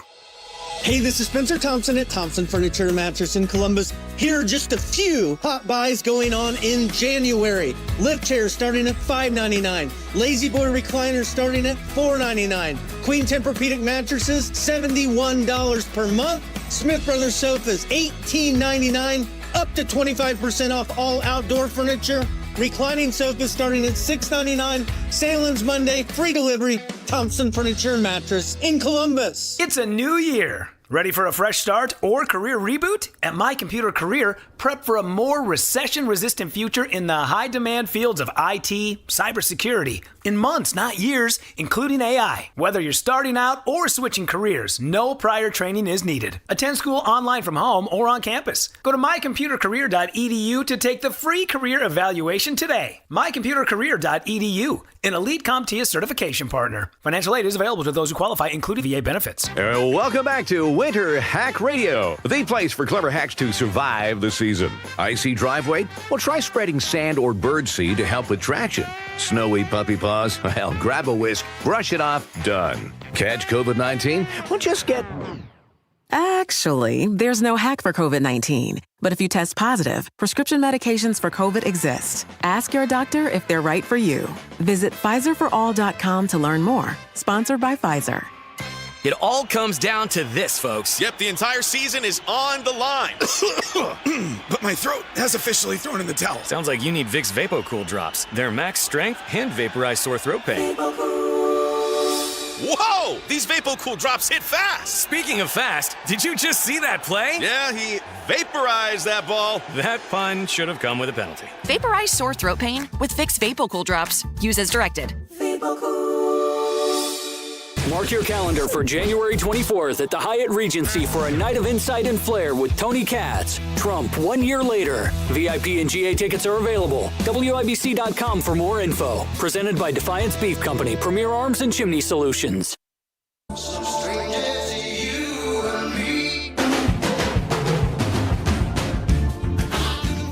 All right, if you're a white person and you live in New York City, I would be very alarmed because this lady who is a part of Mamdani's administration basically said they're coming for your house. Well, that's okay. There's less than 30% of them there, so they're the minority now. This is simply unbelievable. So Sia Weaver is this chick's name, and listen to what she says, how the Mamdani administration is going to handle housing in New York.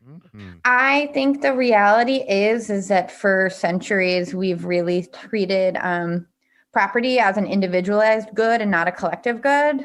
And we are going to transitioning to treating it as a collective good and towards a model of shared equity will require that we think about it differently. And it will mean that families, especially white families, but some POC families who are homeowners as well, are going to have a different relationship to property than the one that we currently have. That should scare the hell. I'm looking directly into the YouTube camera, by the way. You can watch us, the Kendall and Casey Show, on YouTube. Just put Kendall and Casey into your YouTube search browser. You can see us. That should scare the hell out of everyone. This strikes me as a woman who has clearly never heard or learned of the tragedy of the commons. If she is viewing property as a so-called collective good, but overlooking how collective property is often used and most often abused. And if you're like, I mean, I don't mean to make it a race thing, but she did, clearly did, so you have to respond to it. It wasn't like they hid this is what they were going to do. If you were a white person, how could you be remotely surprised about what's coming your way? They told you what they were going to do. I think these people have been blinded by propaganda. They have certainly bought into what has been fed. I just watched a clip of a bunch of Hasidic Jews in New York celebrating the election of Mayor Mamdani, and to me it looked like a bunch of chickens celebrating the election of Colonel Sanders for mayor. It's Kendall Casey Show. I'm Rob. Casey's out today. Ethan's in for Casey. Ethan, have you tried to buy a car lately? No, I couldn't afford a car. You and your drugs, Rob. When's the last time you bought a car? 2022. I bought a used Chevrolet, 2006 Chevrolet Silverado, 1.5 liter. Okay, I don't need the whole story. I just need to know when the last time you bought a car. And 2022. I asked this because MSN has an article that came out, and in this article, originally ran in Bloomberg, they're talking about how vehicle sales are slowing in the United States, but it's because of the price of the automobile skyrocketing and making the automobile unaffordable for the average person. Yeah, absolutely. The cost of a new automobile is prohibitive and ridiculous. You shouldn't be spending upwards of $30,000 for an automobile, or most of the trucks I see on the lot are $60,000, $80,000, or I've seen some How dealers much for a car? For a truck. Oh, yeah. But still, $80,000 for a truck is damn ridiculous. And I've seen some dealers say, well, look at this $100,000 truck. Nobody should be paying $100,000 for a truck. I don't care what truck it is. Producer Kurt Gerald's extraordinary. You're handsomely wealthy. When's the last time you bought an automobile? About a year ago, I bought my Chrysler 300. Was it $80,000? No, I think it was about 36, 30. How are you paying $36,000 for an automobile? You make $3 an hour here. You got to do what you got to do to drive out there in the streets. Drug sales? Luxury. Huh? Holy drug smokes. sales? I do drive a blacked out Chrysler 300. You There do we with that go. information. I'm just kidding. But they go through this article, and they talk about how the price of an automobile has risen to the point where the average person simply can't afford to participate. And so you do wonder what the future of the automobile industry is, because according to this article, new car sales among households with annual incomes of $75,000 to $150,000, which certainly doesn't make you rich as a household income, have fallen 7% since 2019. So we'll see what happens. All right, let's take a break. Ethan's in for Casey. When we come back, we're going to get back into all of this Venezuela stuff. So much great audio. The Democrats continue to freak out and act absolutely ridiculous. Fetterman, of all people, is the one guy making sense. Jim Jordan's bringing the heat. We'll get to that and so much more coming up next. Kendall and Casey Show, 93 WIBC. Hey, this is Lisa Stofan. Heard the Mark Patrick weight loss hypnosis hype? Well, I attended because my father stopped smoking with hypnosis. Hypnosis eliminated my desire for soda and fast food, made me want to exercise, and I lost 60 pounds in 6 months. My energy level exploded. I went to another session to deal with some other problem foods, and I lost another 10 pounds. In fact, I brought my husband, and he lost weight, and his cholesterol and blood pressure improved. My friend lost 20 pounds her first 2 months. What are you waiting for? Lose the weight or stop smoking with Hypnosis, guaranteed only $59.99. Hypnosis designed to destroy unwanted cravings, late night eating binges, boredom eating, stress eating. Hypnosis Thursday, January 29th at the Holiday Inn Express and Suites in Noblesville. Weight loss hypnosis 5:30 p.m. Stop smoking hypnosis 8 p.m. And Saturday, January 31st at the Holiday Inn Indianapolis Airport. Weight loss hypnosis 11 a.m. Stop smoking hypnosis 2 p.m. Register at markpatrickseminars.com. Is life insurance part of your New Year's resolution? Listen, if you're young and healthy, it's simple, and any old agent can get it done. But if you're 50 to 60 years old with a touch of wide waistband syndrome or have correlating health glitches, you need to call Big Lou at Term Provider. Big Lou doesn't bait and switch you in with young and healthy rates only to clobber you with the truth down the road. $1 million of coverage could be as low as $200 per month. And unlike that treadmill, this one won't collect dust in the corner.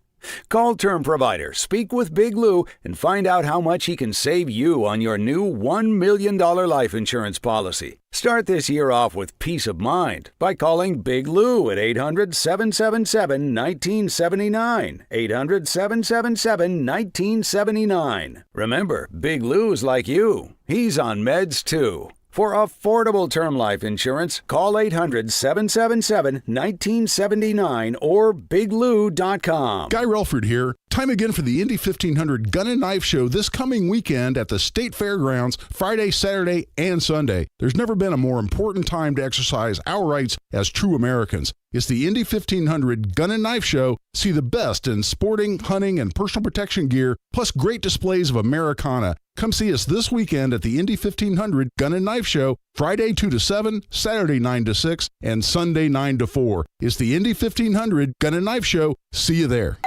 Pizza's here. Oh, great. I'd love some, but I'm worried about my stomach issues. If you're worried about having diarrhea, gas, bloating, stomach pain, or loose, oily stools, it may not just be stomach issues. It could be a condition called exocrine pancreatic insufficiency, or EPI. With EPI, the pancreas doesn't release enough enzymes to break down food, but EPI is manageable. Use the symptom checker on identifyepi.com and talk to your doctor. That's identifyepi.com.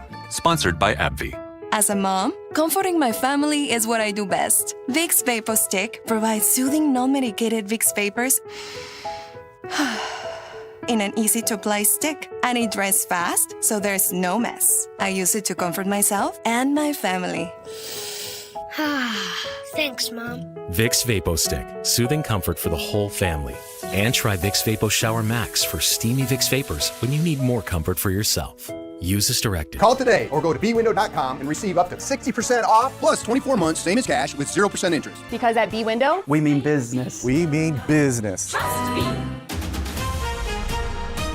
In 2 minutes from the Dugan Air Heating and Cooling Mitsubishi Electric Studios, what the status is of an Indiana representative involved in an accident from this morning where a 16-year-old was shot Monday night, and who Indy police are now looking for, what city leaders are also saying about data centers in 2026, and how the Colts owner is feeling about the team moving forward into next season. Those stories and more next after Fox News. You're listening to 93 WIBC, WIBC HD1 Indianapolis. It's 11 o'clock. House Republicans are in mourning. I'm Dave Anthony, Fox News, and President Trump is mourning with them after Congressman Doug LaMalfa died. I was really saddened by his passing and was thinking about not even doing the speech in his honor. But then I decided that I have to do it in his honor. I'll do it in his honor because he would have wanted it that way. That's the president addressing a House Republican retreat at the Trump Kennedy Center. We only learned a few hours ago about LaMalfa's death. He was only 65 and had represented California's 1st District since 2013. That GOP retreat is to discuss 2026 midterm election strategy, and the president told them, every one of you got to be proud of yourselves. And basically the entire House Republican conference. It's been really amazing what you've done. And we're going to give you some ammunition today. The president also brought up the U.S. operation in Venezuela. It was an amazing military feat that took place yesterday. Think of it. An amazing. And House Republicans kept cheering. Many have come out supporting the capture of leader Nicolas Maduro, who yesterday pleaded not guilty to narco-terrorism and drug charges. He's killed millions of people. He's tortured. They have a torture chamber in the middle of Caracas that they're closing up. As for Democrats who oppose the raid, calling it illegal, the president just said this about the Senate's minority leader. He's such a bad guy. I mean, I've known the guy for a long time. Chuck Schumer said after he left last night's classified briefing, he had more questions than answers. I did not receive any assurances that we would not try to do the same thing in other countries. Opening statements just underway in Texas. The first trial stemming from the 2022 Uvalde school massacre. Former school cop is charged. Prosecutors say Adrian Gonzalez ignored his training and failed to act when a teenage gunman opened fire at Robb Elementary. 19 students and 2 teachers died. That's Paige Ellenberg with Dallas's Fox 4 TV. America's listening to Fox News. 93 WIBC Mobile News. On the level, on the go. He says they're going to be fine. Cloudy and 49 in the Circle City. Will be cloudy all day, closing in on the high of 54.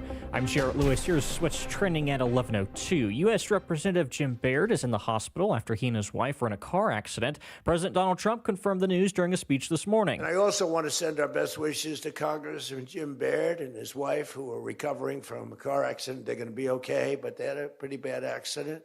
And we're praying that they get out of that hospital very quickly. He's going to be fine. She's going to be fine. Baird reported to be responsive and stable. He represents the state's 4th district. A 16-year-old is injured in a shooting happening Monday night on the east side of Indy. IMPD says they're looking for an adult suspect in this incident. Shots were fired in the 3900 block of East 30th Street just after 11:15. The teenager's condition is unknown. Indianapolis leaders planning to closely evaluate this year whether data centers are worth the trade-offs. Ryan Hedrick reports. Republican Councilor Michael Paul Hart says in 25, the council saw a lot of engagement from people talking about how these data center projects impact their neighborhoods. And that's what we've got to encourage people to do, is ask the questions, show up to the meeting, and see what's actually behind the curtain. But having a blanket moratorium or even a proposal like that isn't going to work. He said at a meeting Monday night, look at the Franklin Township situation where people showed up, asked a lot of questions, and got plenty of answers. Ryan Hedrick, 93 WIBC Mobile News. There's data center talk happening in Shelbyville this week, too. On Monday, the city council voted 5-1 to annex 429 acres of land just east of the city for a proposed data center complex from a California-based real estate firm. Last night's meeting saw heavy opposition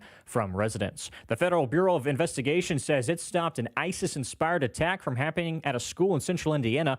We don't know the specific school or much else about the plan, but the FBI Indianapolis field office released some information in a report on Monday. Indianapolis Colts owner Carly Ursay-Gordon making a few things clear in her end-of-season press conference on Monday, including the status of the head coach and general manager. I'm confident in what we're building and how we're building it. So with that said, Chris will continue as our general manager, and Shane will continue as our head coach for this next season. But she also said that the urgency to deliver results next season will be high. The Colts finished the season 8-9, having lost 7 games in a row to finish out the year. I'm Jarrett Lewis on the level, on the go, and on WIBC.com.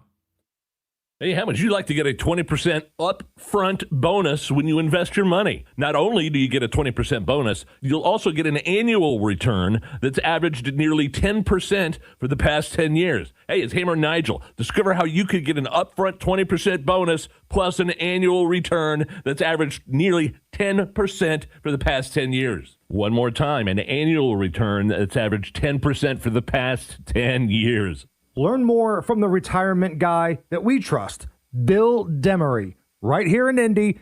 Give him a call, 317-648-5120. Get an upfront 20% bonus on your money and an annual return that's averaged nearly 10% for the past 10 years.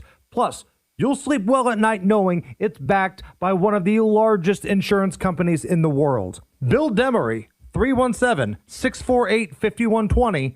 That's 317-648-5120. You're listening to Rob Kendall. When we talk about sending money somewhere, we're talking about printing the money because we have no money. And Casey Daniels. My government would never lie to me, would they? On 93 WIBC. The Maduro-Venezuela stuff is fascinating. And I keep coming back to the fact that the Democrats don't have an answer on what to do with this. Because on one hand, they know they'd look completely ridiculous if they say anything other than, it's great this guy's gone. He was a total menace to society. But then on the other hand, how do they do that without giving Trump credit? And we all know that's never going to happen. 93 WIBC, it's Kendall Casey Show. I'm Rob. Ethan Hatcher's in for Casey. You can hear him Saturday nights on The Circle. We'll get to that just a second, but first, Jim Jordan, of course, Ohio representative. He was at one point in the running to be the Speaker of the House of Representatives, leader of the Freedom Caucus. Jim Jordan was asked about Venezuela. And in fact, he was on, I believe it was CNN that he was on, but he was asked about Venezuela. And one of the things on the Republican side is that they don't want to answer is what happens next, because getting rid of Maduro is sort of the easy part, right? It's a big win. He's a menace to society. He's a narco-terrorist. He's an international menace. Like, that's great. But on the Republican side, what they don't seem to have an answer for is what happens now. And that is their challenge. Take a listen to Jim Jordan. Do you support putting American boots on the ground in Venezuela for a long period of time? Well, again, that's a question for later. I think most Americans are again, trust the president to do what's in the best interest of the American people and the best interest, frankly, of the folks in Venezuela. I mean, you see the cheering in the streets. Isn't this a question you have here. to think about before you do something like this? And I'm sure they have. They want this transition to work out in a way that benefits America. President Trump, every decision he makes, it's one thing I know about this guy is I think he makes those decisions in the best interest of the American people, the best interest of our country, and they tend to have positive implications for the rest of the world. What he did with Iran, I mean, we don't get the hostages back to Israel if President Trump, Hamas doesn't do that, if he doesn't first take out the nuclear capability in Iran. We don't get the Abraham Accords if he doesn't first put the embassy in Jerusalem. We don't get the European countries to ante up more for NATO if President Trump doesn't take the kind of actions that he has taken. So I think that the country understands this is a guy who gets results. We trust him, I trust him, and we'll see how this plays out.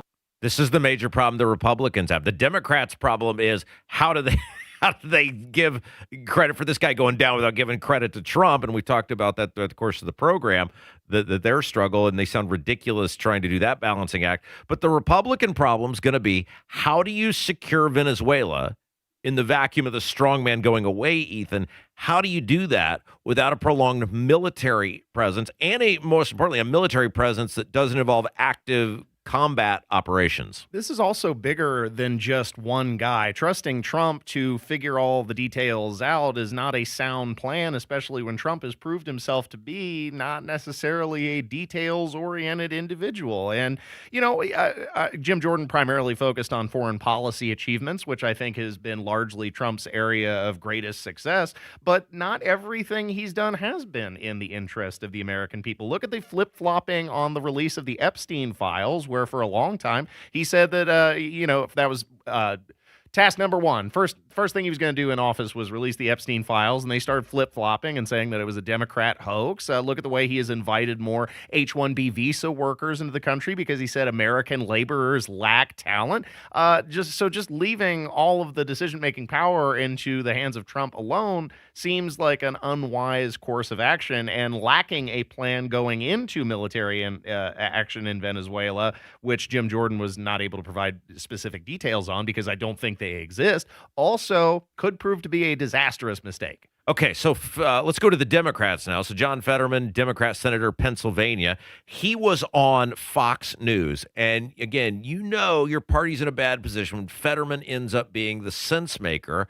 And he is one of the few Democrats who has publicly said the obvious, which is America's the good guys. And the Democrats are being hypocritical by doing anything other than cheerleading this because not that long ago, meaning when Biden was president, it had a $25 million bounty on Maduro's head. I mean, I respect my friend in Connecticut, but we have different views on this and perhaps other views as well. I just said this on my social media that, remind everybody that America is a force of good, order, and democracy, and we are promoting these kinds of values. We are the good guys. Let's pretend that now we are acting in a way. Now, remember, we all Democrats years ago wanted to eliminate him, and why have a bounty of $25 million if we didn't want him gone? Why would you do these things if you weren't willing to actually do something other than harsh language?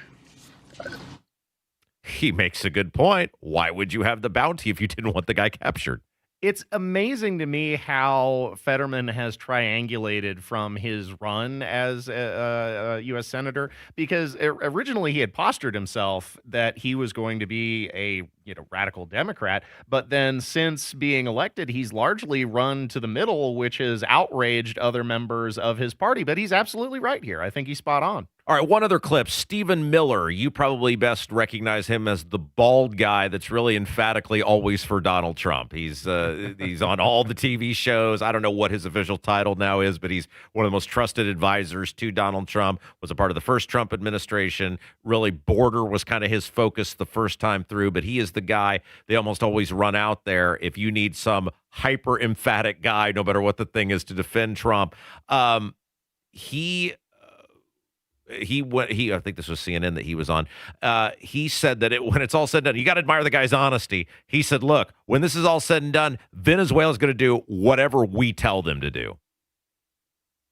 There's going to be some posturing that occurs when a nation has been so thoroughly defeated in this way. The United States of America, think about this, Jake. The United States of America has encircled this nation for months. One of the largest naval armadas in history has been stationed off its coast. Yeah. Fighter jets have been encircling the island. We've been engaging in kinetic lethal strikes against Maduro's drug boats and trained Arauco gang members leaving the island. Yeah. We have launched a complete oil embargo of the Ghost Fleet, the dark ships.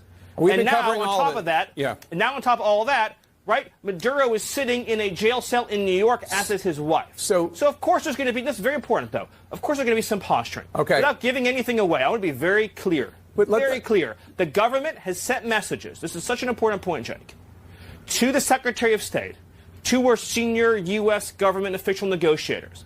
They have sent message after message making clear that they will meet the terms, demands, conditions, and requirements of the United States. Okay. And I want to be very clear about that. He seems to say Venezuela ultimately going to do whatever we say. I don't know if it's going to be that easy. He seems to think it is.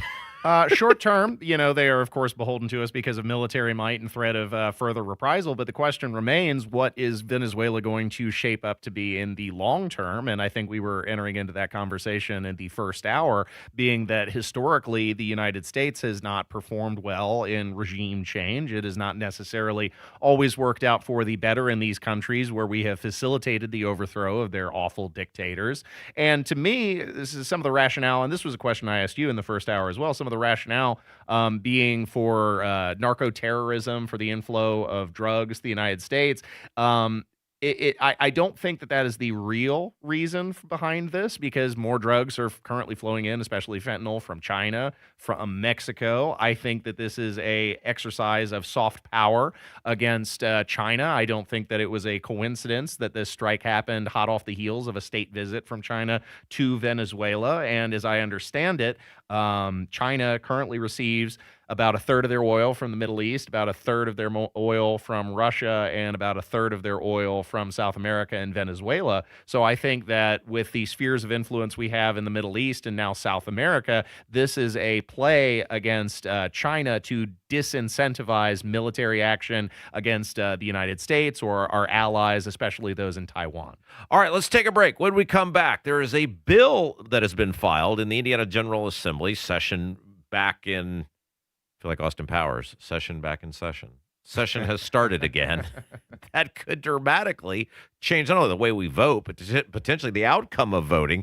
And there's a new poll that has come out talking about how basically Hoosiers, they're done with both the Democrats and the Republicans, if they could be. Nathan Gotch from Indiana, Independent Indiana, is going to join us to discuss. Next, Kendall Casey Show, 93 WIBC.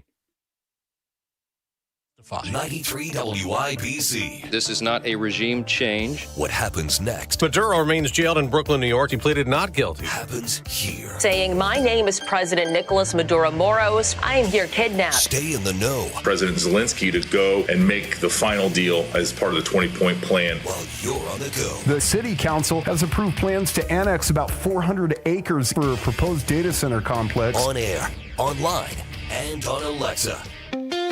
Farnsworth Metal Recycling. a familiar face in Indy. Farnsworth Metal Recycling will pay you cash for your scrap metal. Ray's Demolition and Farnsworth Metal Recycling may seem familiar to you, and that's because they are. They're trusted local family-owned businesses going back 3 generations in Indy with their familiar orange logo and a name you know. But you may not know they'll pay you cash for your scrap metal. Cash is king. Your scrap aluminum, steel, copper, and brass will get you cash from Farnsworth Metal Recycling. Just drop it off and you'll put cash in your pocket.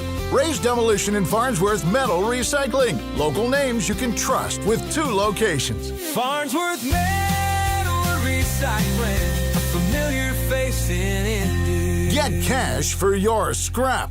Get started at farnsworthmetals.com. Are you ready for retirement or just hoping for the best? At Wise Money Radio, we bring you the strategies, stories, and straight talk you need to make your money work smarter so you can live wiser. From taxes and healthcare costs to Social Security and income planning, we cut through the noise to give you the clarity you deserve. Listen to Wise Money Radio with Joe Wilson of Omega Wealth Private Capital, Saturday mornings at 5 right here on 93.1 WIBC. You still thinking job change in the new year? Yeah, I need something that's in high demand and more stable in this economy. IT? Yeah, cybersecurity, maybe even AI. That's what I did. Really? How? Went to My Computer Career. You don't need any prior experience, and you could start your new career in a matter of months. A lot of IT pros go to school there, too, to level up. Sweet. Are classes online or on campus? Both. Wow, I'll check it out. Thanks. Make this your year. Take the free career evaluation now at mycomputercareer.edu, an elite CompTIA certification partner. Financial aid is available to those who qualify, including VA benefits. Pizza's here. Oh, great. I'd love some, but I'm worried about my stomach issues. If you're worried about having diarrhea, gas, bloating, stomach pain, or loose, oily stools, it may not just be stomach issues. It could be a condition called exocrine pancreatic insufficiency, or EPI. With EPI, the pancreas doesn't release enough enzymes to break down food, but EPI is manageable. Use the symptom checker on identifyepi.com and talk to your doctor. That's identifyepi.com. Sponsored by AbbVie. Call today or go to bwindow.com and receive up to 60% off plus 24 months, same as cash, with 0% interest. Because at B-Window, we mean business. We mean business. Trust me.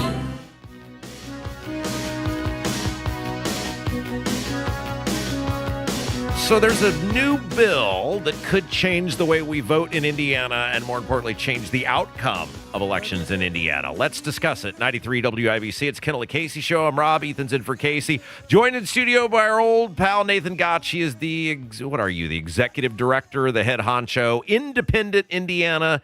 And this is a new group. They're doing a lot of great work. And your guys' goal at the end of the day is to break the partisanship in this state. The Republicans and Democrats are both failing us miserably. Let's get independent candidates elected in the state of Indiana. Well, our stated purpose is, and by the way, thank you for having me, Rob. Yes, absolutely. Is to return competitive elections to the state of Indiana, because we know, and this has been borne out, when you have competitive elections, it's good for not just the people who are voting in those elections, but also the people who are representing them, because they have to be responsive to their constituents. And when you don't have that, then you start to see people legislating in ways that the majority of their constituents just don't think is the right way to go. Okay, so you were on, I was obviously off for 9 months, and so while I was off, we still kept doing our State House Happenings program. The famous Kendall sabbatical. That's right, yes, every year in December, right?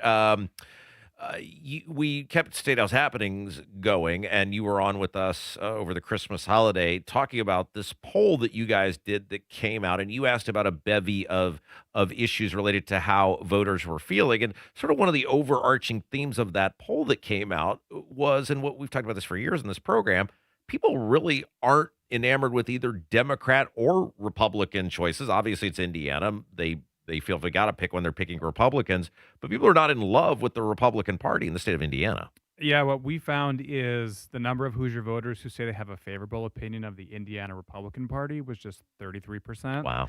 The Indiana Democratic Party favorable number was 25%. and when we asked them about straight ticket voting, and a lot of people don't realize Indiana is one of only 6 states that still have straight ticket voting. It's actually not very common anymore, because what we found is when people are voting going through and checking the boxes just for the individual candidates. And you can still vote for all Republicans, all Democrats, all communists if you want Sure. on the ballot. But it reminds people, hey, I'm voting for the person here. Right. And maybe there's somebody who's running in this race that I didn't realize because I didn't have a chance to research all the election races that were on my ballot. And, oh, there's an independent running, or, oh, there's another candidate. Oh, maybe there's somebody I recognize who's actually, a member of my church that's running for a local office that I didn't know about because they didn't have the money to make sure everybody in town knew that they were running. It helps remind us what the purpose of our democracy is. Right. And we asked voters in that same poll, do you think straight ticket voting is a good thing or a bad thing? And what they say? 2-1 bad thing. So 62% said that we think it's a Accurate. bad thing. 26% said good thing. And even among just the Republicans, 49% bad thing, only 36% good thing. Okay, so again, Nathan Gotch is our guest. He's the executive director of Independent Indiana. And I think and Ethan, this is probably for you more so than our esteemed guest because he always takes the high road. Straight ticket voting is lazy.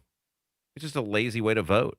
I mean, it takes 2 minutes to work through your ballot. The idea that you just press a button and leave, I mean, put a little effort into it. The reason why straight ticket voting has been abhorrent most to any state that's implemented into it is because it leads to uncompetitive elections. I think it's part of the reason why Indiana has one of the lowest voter turnouts in any state in the union, because for the most part, especially in strong districts, the election results are almost a foregone conclusion, and so it disincentivizes people from participating in elections to begin with which I think negatively impacts everyone.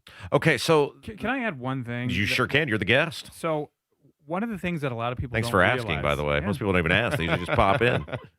So we actually have a real problem in our state with straight ticket voting that most people don't recognize, and that is straight ticket voting does not count in all races. Most people go in, they vote straight ticket, and then they walk out. Straight ticket votes do not apply in at-large races or in school board races. And so there's a large undervote in those races, and oftentimes you'll have somebody winning that race when if you ask the voters, hey, who would you like to win?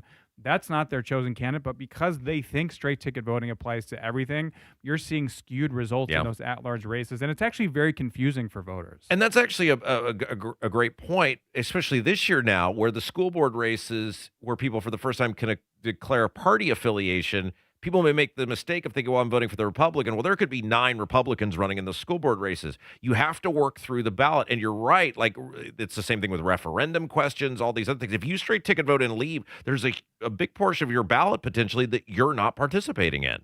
Yeah, it's a thing that people in politics understand, but most regular Hoosiers don't, and that's why we're so excited that State Representative Ed Clear has filed this bill. It's HB 1218, and we are really focused on, number one, letting the state legislators know, hey, we care about this.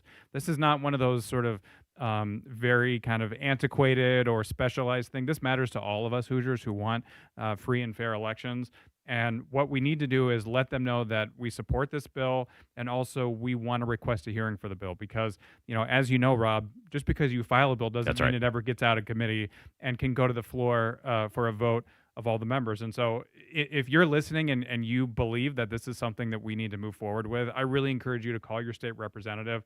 The easiest way is just Google "call my Indiana state representative." Oh, it's that easy and you'll now. get the number. But the number, if you happen to be, I guess if you have listeners that are at home sitting down with a pad and paper, which I They're doubt all many over of the them are, place. but the number is 800-382-9842. Again, just tell them, hey, I support this bill. It's HB 1218, and I really request a hearing for the bill. All right, HB 1218. It's the in-straight ticket voting bill. And slowly give the phone number for the 9 people sitting at home with their pens. It's 800-382-9842. But again, you can just Google "call my Indiana state Got to representative." put a little effort into this, and right? you'll- It's the year of the listener. That means you got to put a little effort in. Well, and you can't discount how valuable it is when voters, especially multiple voters, reach out to these elected state officials when they start hearing phone calls, when they start receiving emails, especially when they start getting the handwritten letters and they get a multiplicity of them. It can sway the outcome. They log your calls, and they really do matter, especially on an issue like this. Except for when I call.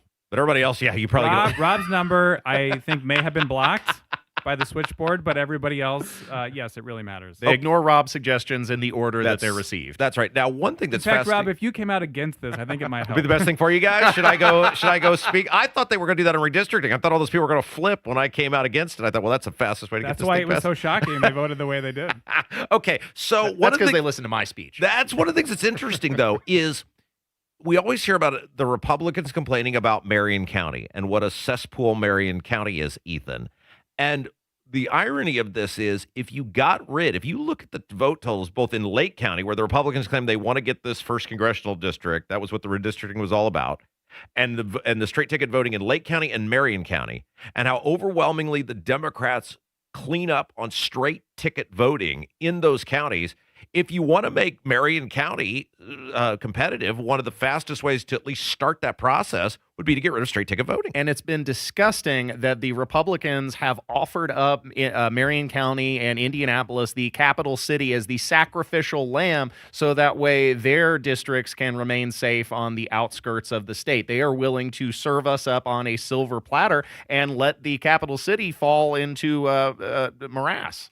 All right, Nathan Gotch, Independent Indiana, is our guest. Couple minutes left with him. I want to go back to this poll that you guys did. Did you guys get into at all how people view the politicians, specific politicians? Did you do a deep dive? So we did do some favorable and unfavorable. Now, this is before redistricting. Yes. So this is earlier in the fall, but Governor Braun, not very popular. Diego Morales, not very popular. No, wait. You can't just say Braun's unpopular and Diego's unpopular, not tell us how unpopular. That's we are the show where we rub it in if we get good information. So how unpopular are we talking about here? I mean, again, this is before redistricting, but Mike Braun was at 24% favorable and 43% unfavorable.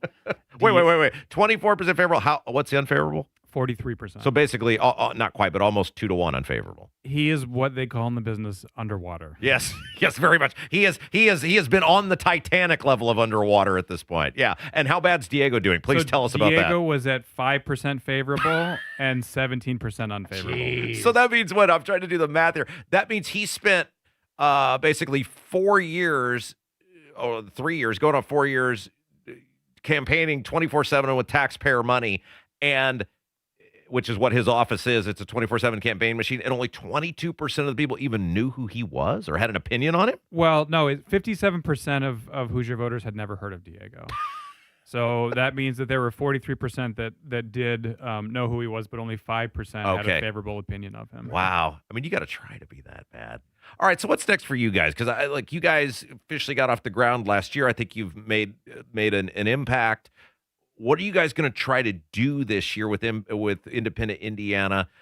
Because I'm with you guys. I think the more independent thinkers we have, the more challenges that we create to the two-party system, the better we're going to be. What's next for you guys? So our first focus is getting this bill, HB 1218, out of committee. And, we've heard that there is actually a lot of support from Republicans and Democrats among both caucuses if we can just get it to the floor for a vote. So again, that's why I'm here encouraging people to reach out to your state legislator and tell them that you support this. So that's the first thing. But also, it's just spreading the word that in the last two election cycles, nearly 250 independent candidates ran across the state in partisan races, and 52% of them won their elections. I think that's important. You have over 125 independent candidates. 127. Yeah, and they're winning for mayor, for city and town council, for clerk treasurer, but they're also starting to run for offices like state legislature, countywide offices, and that kind of thing. And so, just raising the awareness that there is another option. A lot of people don't realize that you need to have voted in two primaries for the party whose primary you want to run in. We've got the filing deadline opening in just a couple days. But in our research, we believe that nearly 4 out of 5 Hoosiers would not qualify to run as either a Republican or a Democrat based on their primary voting race or history. And that's part of a report that we put out in the middle of December. You can go to our website, independentindiana.org, and download the study. It's 60 pages of really deep analysis of where our state is at. And we also talked to Republican and Democratic state legislators, mayors, who told us anonymously the real situations inside their party and how much they're struggling to be able to get things going and move Indiana in a positive direction. That's how they were able to put the screws to John Rust. Yeah. Well, here's what we got to do, Ethan. I thought this through, and great things always happen on the fly. You and I got to go testify on this bill, and we'll just take opposite sides. Now, we want this thing to pass, this ban straight ticket voting. So I'll take the against. I'll take the for, and you take the against, and we can debate each other. Like, we'll go back to back, and then I'll just like say horrific things about you after you go first. You do that for free anyway, so that sounds good. Yeah, so you need me to take you want me to take the against, right? I think the best way to get a hearing for the bill is for you guys to promise to do that, but on the radio instead of in the hearing, and let me go testify in the hearing. I'm so confused. I don't even know what side you need me to be on to try to get this forward. Whatever you need me to do, I'll do it. Nathan Gotch, independentindiana.org, independentindiana.org. Thank you. Thanks. Yeah, it's Kendall Casey Show, 93 WIBC. Life's full of unexpected joys, like problems with water. That's why there's Michaelis, a crew of 24/7 experts who are rescue ready, day or night, one phone call, for a gazillion disasters. Over 3 decades of restoring your home or business to better than new condition. Water, storms, fire, and wet basements. Life happens. Michaelis happens to help you through it. Call 844-FIX-INDY. Make it Michaelis. If you suffer from burning, tingling, or numbness, pay special attention as we discuss neuropathy with Dr. Matt Scholke, chiropractic neurologist and board certified in neuropathy. What is neuropathy? Neuropathy is nerve damage in the feet or hands. What are the symptoms? The symptoms are numbness, burning, tingling, pain, and loss of balance. Is neuropathy treatable? Absolutely, and we get amazing results. If you have burning, tingling, numbness, pain, or balance issues, call Dr. Scholke today for a free nerve damage screening. This screening will tell if you're at risk for serious complications and if you're a candidate for their specialized treatment program. Don't wait until your symptoms are so severe, nothing can be done. End-stage neuropathy leaves people confined to walkers, wheelchairs, even amputations. The first 10 callers will receive a free nerve damage screening. Simply call 463-400-FEET. Act now. Call 463-400-FEET. That's 463-400-3338 for your free nerve damage screening. 463-400-FEET. You still thinking job change in the new year? Yeah, I need something that's in high demand and more stable in this economy. IT? Yeah, cybersecurity, maybe even AI. That's what I did. Really? How? Went to My Computer Career. You don't need any prior experience, and you could start your new career in a matter of months. A lot of IT pros go to school there, too, to level up. Sweet. Are classes online or on campus? Both. Wow, I'll check it out. Thanks. Make this your year. Take the free career evaluation now at mycomputercareer.edu, an elite CompTIA certification partner. Financial aid is available to those who qualify, including VA benefits. Are you a business owner or self-employed? Do you owe the IRS $10,000 or more? Pay close attention. Do not ignore this message. The IRS has unmatched power. They can freeze your bank account, garnish your paycheck, seize your assets, and even shut down your business. If you've received a notice or think one is coming, the clock is already ticking. Every day you wait, penalties grow, and the problem gets worse. Call Federated Tax today. We'll connect you with an experienced tax professional who will negotiate directly with the IRS on your behalf. You may qualify for IRS hardship programs like the Fresh Start Initiative or many other programs that can stop garnishments, stop bank account seizures, reduce or even eliminate penalties, and lower your settlement amount. The IRS won't wait, and neither should you. Call Federated Tax today, 800-370-1384. The call and consultation are free. That's 800-370-1384. 800-370-1384. Diabetes, high blood pressure, anxiety meds, everyone's on them. If you're a 50-year-old male, maybe a bit porky, and you may even have type 2 diabetes, $1 million of term insurance may only cost you about $200 a month. Call Term Provider. Speak with Big Lou at 800-777-1979. Big Lou will find a term life policy for you even if you have type 2 diabetes, are overweight, or have high blood pressure. Term Provider has helped thousands of people like you who think they can't afford term life insurance. To buy $1 million of affordable term life for you, all you need to do is call Big Lou at 800-777-1979. Lou will make sure the scales are tipped in your favor. Call 800-777-1979. Big Lou will answer your call and work to fit you into a term life policy that you can afford. Remember, Big Lou's like you. He's on meds too. Call 800-777-1979 or biglou.com. Call today or go to bwindow.com and receive up to 60% off plus 24 months, same as cash, with 0% interest. Because at B-Window, we mean business. We mean business. 93 WIBC Mobile News. On the level, on the go. He and his wife hospitalized. I'm Jarrett Lewis. Here's what's trending at 11:30. Congressman Jim Baird is reported to be in stable condition after he and his wife were involved in a car accident. President Trump confirmed the news during a speech earlier this morning. New president of the Indianapolis City County Council, Maggie Lewis, says they're continuing to look closely at the possible development of more data centers in the area. I think it's important that we take the time to do the research, to have the conversations about data centers. All data centers are not created equal, and that's something that we are really going to have to spend some time working through and understanding. Shelbyville council members voted on Monday to annex over 400 acres of land for a project there. The state of Indiana posting a new graduation record. In 2025, 92% of seniors graduated high school, which tops the previous record of just over 90% set in 2024. And the Indiana Pacers are back at Gainbridge Fieldhouse tonight hosting a division foe in the Cleveland Cavaliers. Tip-off is at 7. I'm Jarrett Lewis on The Level, on the go, and on WIBC.com.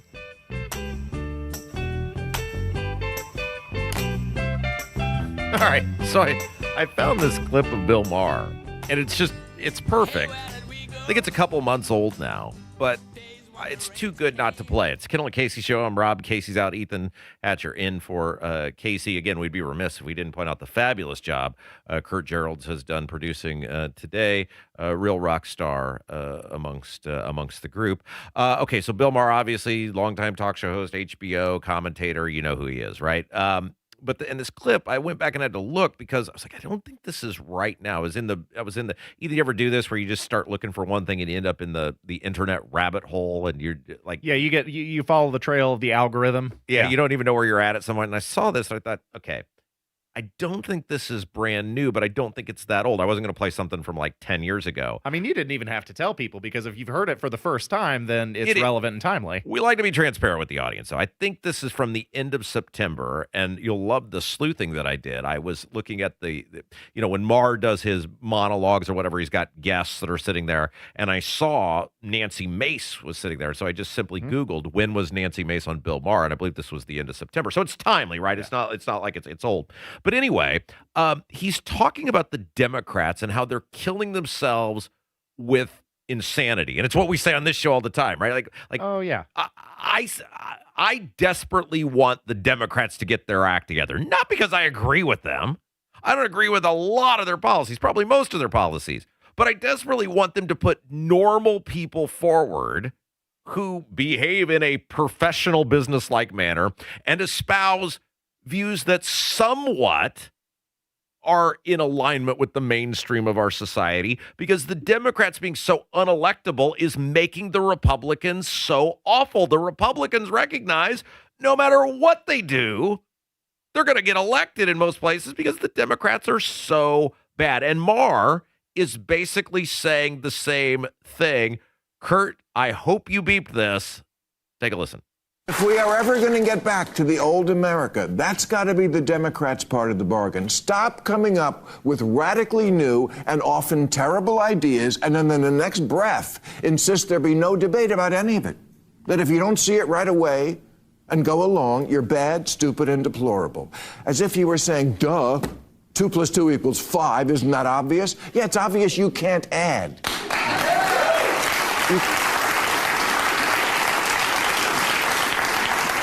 You can't just say shit. Math is racist. For Palestine. Looting is cool. Healthy at any weight. If the men's football team played the women's team, it would be a tie. You can't just say shit. Great job, Kurt. Never a doubt that he would get all those bleeped properly. He's right, Ethan. The Democrats make people not want to vote for them. We just had Nathan Gotch from Independent Indiana on, and I have no doubt that polling is accurate, that only 33% of the people have a positive view of the Republicans, but then when you get to the Democrats, it's way worse, and so they have to vote for the Republicans because the Democrats give them no other option. Collectively on this station and in the voting public, we are all the mother character from that movie, The Babadook, that came out a few years ago, screaming at the Democrats, why can't you just be normal? That's all we're asking, just be normal. And this is actually playing out in real time, and it's going to be fascinating because the Democrats have a real opportunity for the first time in more than a decade to win a statewide office. Diego Morales is about as bad of a candidate as you could possibly have, the incumbent Secretary of State. If ever a Republican was going to be beatable in this state, it is the Secretary of State's race. And look, is Bo Bai a perfect candidate? No. He's certainly going to have some issues with being called a carpetbagger, and he doesn't live here, and he was born with a silver spoon in his mouth, and all those things. And he's going to have to figure out how to deal with that. But in terms of a name and a normal person, and by the way, I don't know if you can hear that. They're drilling on the first floor, and they decided to do it apparently right under this program. So that's not distracting at all. Thanks to those guys for doing that. But my point is that you've got the best candidate you're possibly going to have in the case of Bo Bai running for Secretary of State. He's got the name, he's got the look, he's got the pedigree. He comes off well.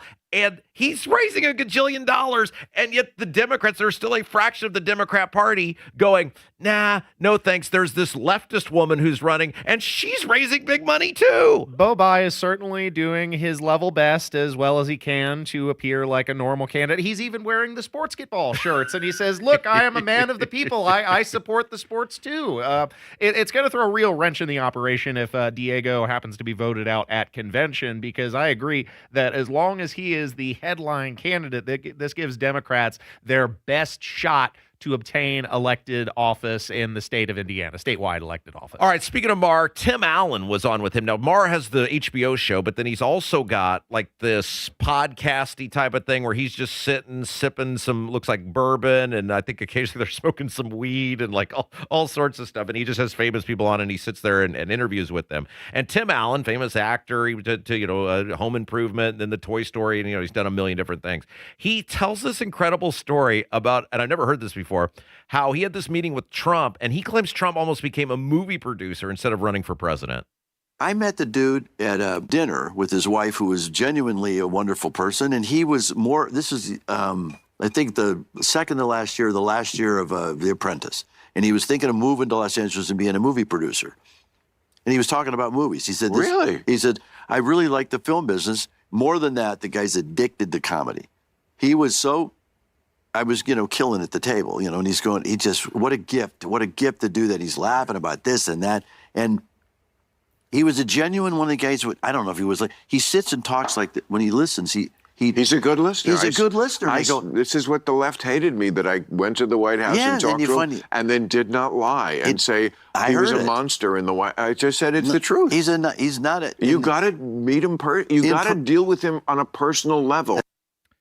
As someone who has met Trump in person, did you know I once interviewed the president, Ethan? It was a great dream, as I've been told numerous times by you. His words, not mine. I didn't say it. He said it. You just repeat it. Yeah, he said it. Look, you have to take that up with him if you have any sort of dispute. He's incredibly charming in person. Like, why does he only do it when the cameras are off? Well, this is one of the things that I said to him after we were done. I said, if more people saw, now this was 2016, obviously, it was before he was even president, but I said, if more people saw this side of you, and I've told this story about how when you interview, and I'm sure it's probably still the same way, but when you interview Trump, it's very scripted, right? Like, it's not just, hey, take as long as you want. It's very down to the second because he's got stuff going on all day. And the day I interviewed him at the JW Marriott here downtown, and I was the only radio guy, and then there were a couple local TV, and then I think Fox News and Daily Mail, I think, were the other people that he was doing stuff with before his events.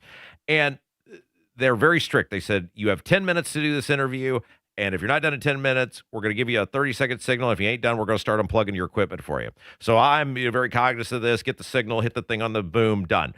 And he keeps talking after the interview. And this poor lady who's in charge of handling him is like giving me the cutthroat sign. And I'm looking at her going, I'm not stopping this if he doesn't want to stop talking. You take it up with him. He's the boss. And he was incredibly kind, and he was very charming. And I told him that. I said, if more people saw this side of you, people saw the side different from Twitter or different from the bombastic interviews, they would have an incredibly different opinion. And I don't think he has the ability to let people consistently see that. I just don't think it's in his DNA. I think he gets charged out of conflict. I think certain people are wired that way, myself being one of them, who get a charge out of conflict. Like, they get fired up about a fight. And he obviously believes all of these fights are worth having.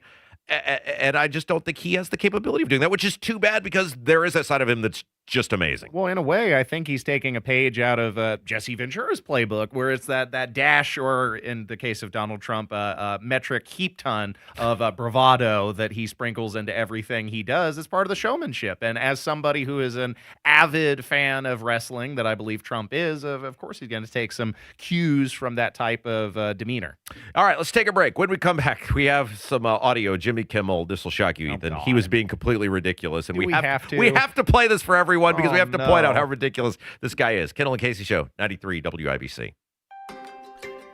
Neighborhoods are popping up everywhere, but if you want something different than what you're currently seeing, Joyner Homes, based out of Greenfield, can build you a unique, custom home on your own private lot or anywhere you can bring your own builder. They've built hundreds of homes across central Indiana. Visit Joyner Homes Model Homes or go to joynerhomes.com to see floor plans and pricing and more. With Joyner Homes, you can even start from scratch if you want. Check out their 5-star Google reviews and visit joynerhomes.com. At Advent, nasal congestion and sinus infections can be solved with an in-office 20-minute procedure. Elsewhere, expect surgery.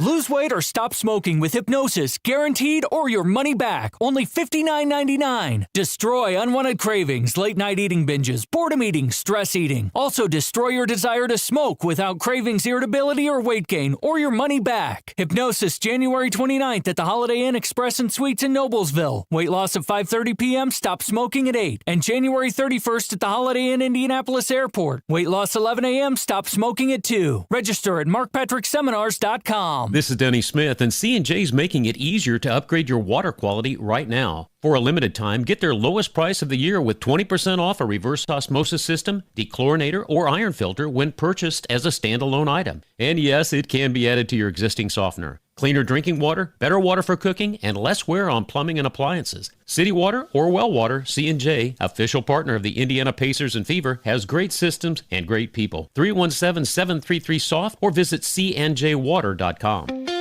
Farnsworth Metal Recycling, a familiar face in Indy.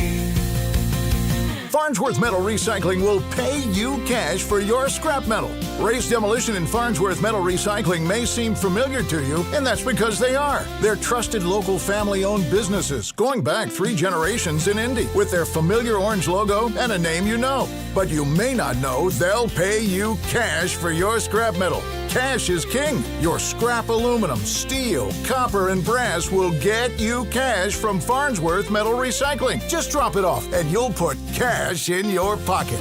Ray's Demolition and Farnsworth Metal Recycling. Local names you can trust with 2 locations. Farnsworth Metal Recycling, a familiar face in Indy. Get cash for your scrap. Get started at farnsworthmetals.com. Serving Indiana means being ready for growing energy demands. At Duke Energy, we're adding more power to the grid and working on hundreds of local projects to make your energy more reliable. We've strengthened nearly 20,000 poles, updated more than 270 substations, and prevented hundreds of thousands of outage hours with self-healing grid technology, so your power can come back on faster than ever. That's the smarter energy future Indiana deserves. Paid for by Duke Energy shareholders. Hear that? That's Mike. He took ZQL Pure Z's, so now he's sleeping soundly on a Sunday night. ZQL Pure Z's are fast-acting melatonin gummies with a complementary botanical blend to help Mike get the sleep he needs to wake up refreshed and ready to conquer Monday. Let's do this Monday. ZQL Pure Z's, just for sleep. Really great sleep. These statements have not been evaluated by the Food and Drug Administration. These products are not intended to diagnose, treat, cure, or prevent any disease. Use as directed. Celebrate in red, white, and blue with Hammer and Nigel at Woodland Bowl January 16th. They're live at 3 and bowling kicks off at 6:30. Go to WIBC.com for your chance to win tickets to the sold-out Red, White, and Bowl presented by Jack Daniels and benefiting the Bowlers to Veterans link.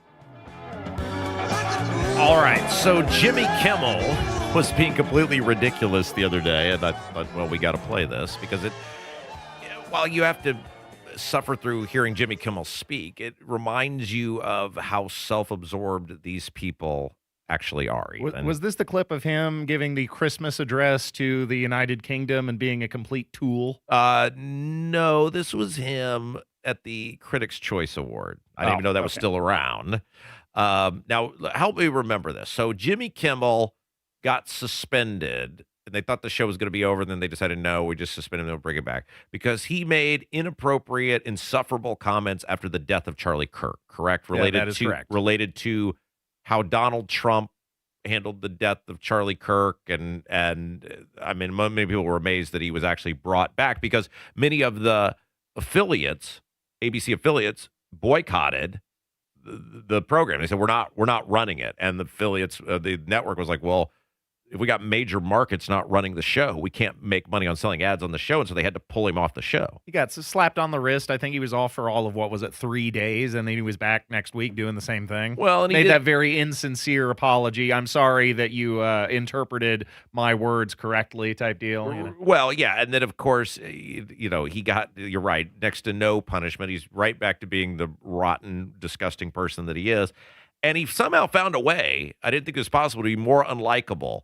Listen to him after, I guess he won an award at the Critics' Choice Awards. I didn't even know they were still a thing or around or whatever. But listen to how he turns himself into the victim over getting kicked off TV for being an a-hole. I think that it's interesting. It was almost a near-death experience for me, and of course not literally, but I did feel a little bit like Tom Sawyer and Huck Finn watching their own funeral when all this stuff happened, and to be here and to see that people reacted to it in a not just a positive way, but in almost a desperate way. We're like, oh boy, when they come after the comedians, this is when we draw the line, and we're very grateful that they drew the line at us. So his numbers are rotten. People didn't want him back. For some reason, the network brought him back. He did it all to himself. It wasn't about free speech. It was about people, as the left had, remember how many times did the left try to boycott Rush Limbaugh's sponsors and try to get him taken off the air? And they got him suspended one time. Like, this is some foreign concept that hasn't happened before. No, the guy said something egregious, said something ridiculously stupid, and the network made a decision based on the response from their affiliates, who are essentially making a response from their advertisers and their sponsors and their listeners. And this guy equates it to a near-death experience. It shows you what a good old boys club leftist media is, that somebody can essentially fail upwards, like Jimmy Kimmel, who is paid millions of dollars to be one of the most, if not the most, low-rated late-night talk show host on broadcast television, and yet they give him awards for this service. They pay him millions of dollars for this service. He's alienating affiliates. He's alienating sponsors, and then they choose him to be the nominee or the winner at the Critics' Choice Awards. It's ridiculous, but it is indicative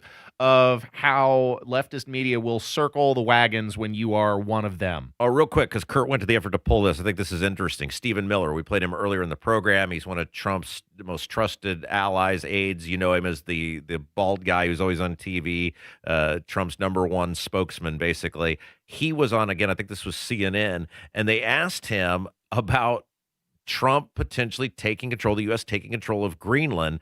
And not only it's his response, but I'm most fascinated by the dismissive nature of his response, like it's not even a question of whether it should be happening. Like the U.S. taking over a country. Listen to this. Of the U.S. government since the beginning of this administration, frankly, going back into the previous Trump administration, that Greenland should be part of the United States. The president has been very clear about that. That is the formal position of the U.S. government. Right, but can you say that military action against Greenland is off the table? It wouldn't be military action against Greenland. The Greenland has a population of 30,000 people, Jake. The real question is, by what right does Denmark assert control over Greenland? What is the basis of their territorial claim? What is their basis of having Greenland as a colony of Denmark? The United States is the power of NATO. Okay. For the United States to secure... And it goes on for another minute or so, but we're not going to have time to get to it. But I just found that fascinating, Ethan, that he's like, well, they have it, but what right do they have it? If we want it, we'll just take it.